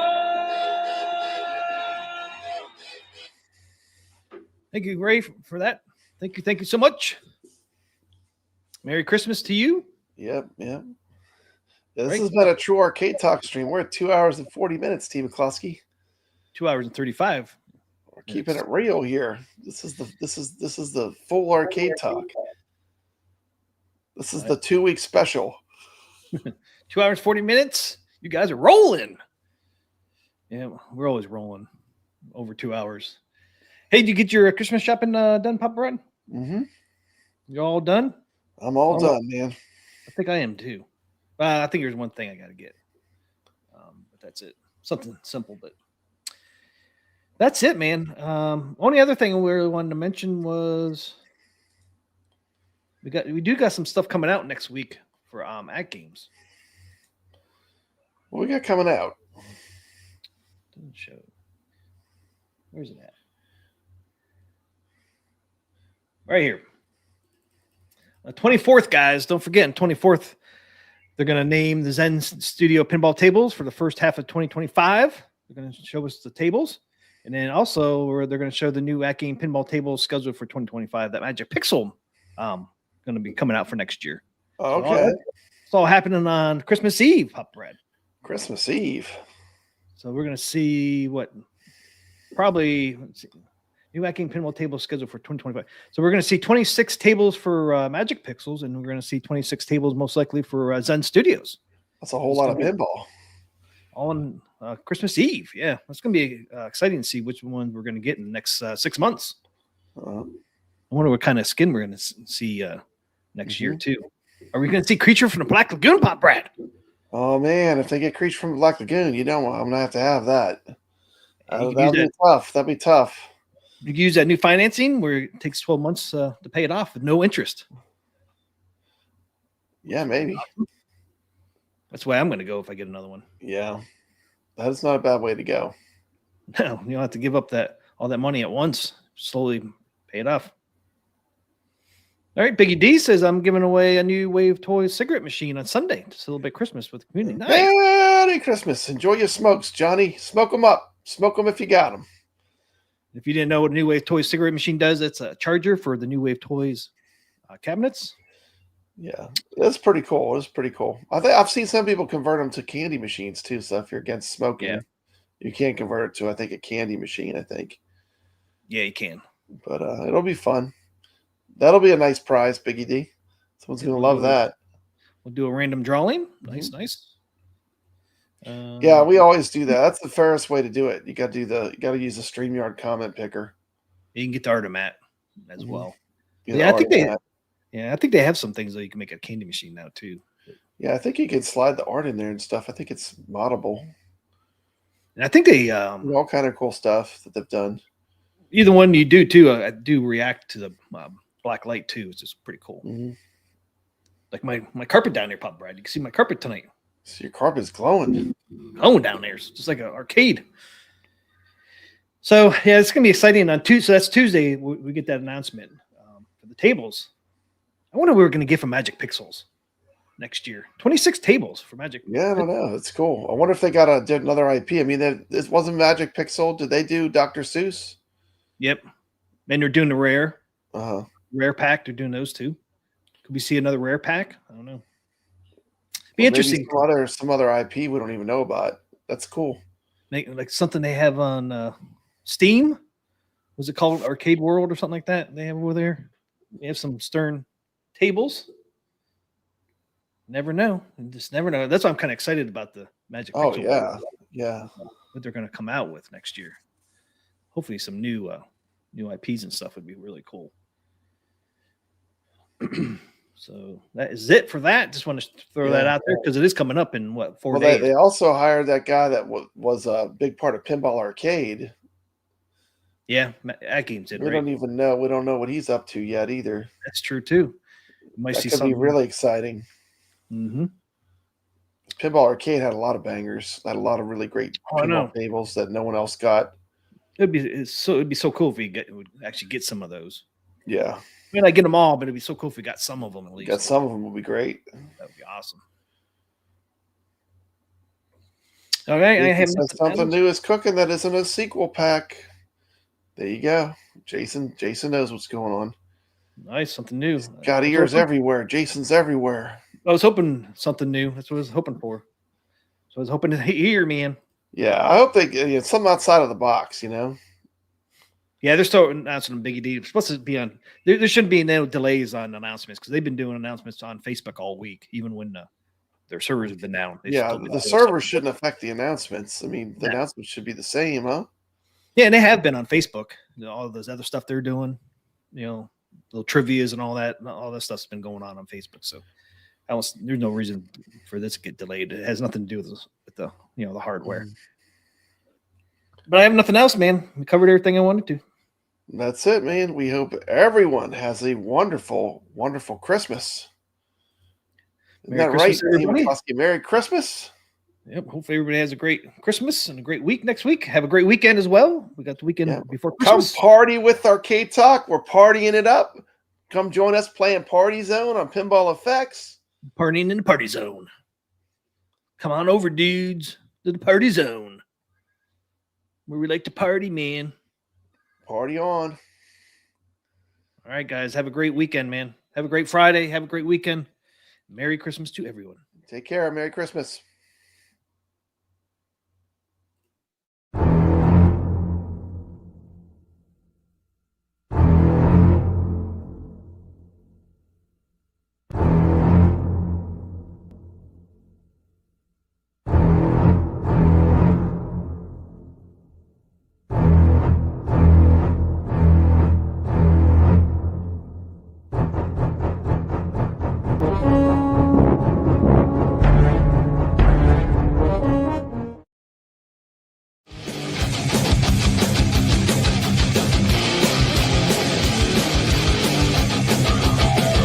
T. McCluskey presents Arcade Talk live stream.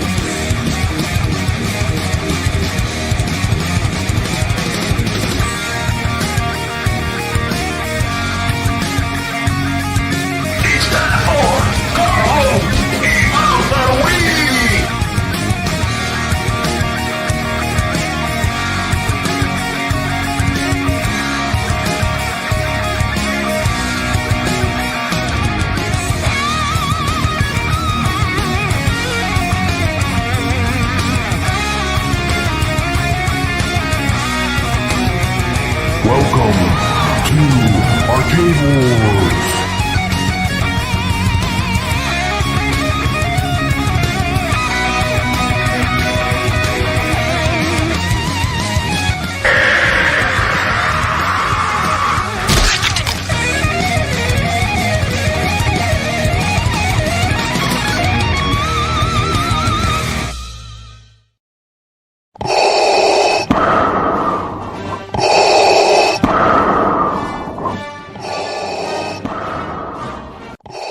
We would be honored if you would join us. May the 4th be with you.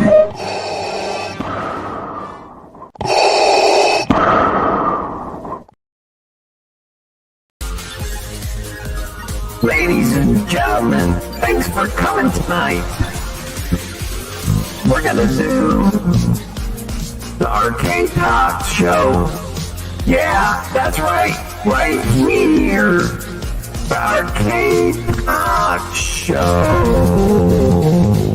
That's right, we're gonna do it tonight. Come on, people, let's do it. Let's do the show. What show is that? That's the Arcade Talk Show. Yeah, who's on tonight, you ask? You know who it is. P. McCluskey. And who else? You know who it is. Papa.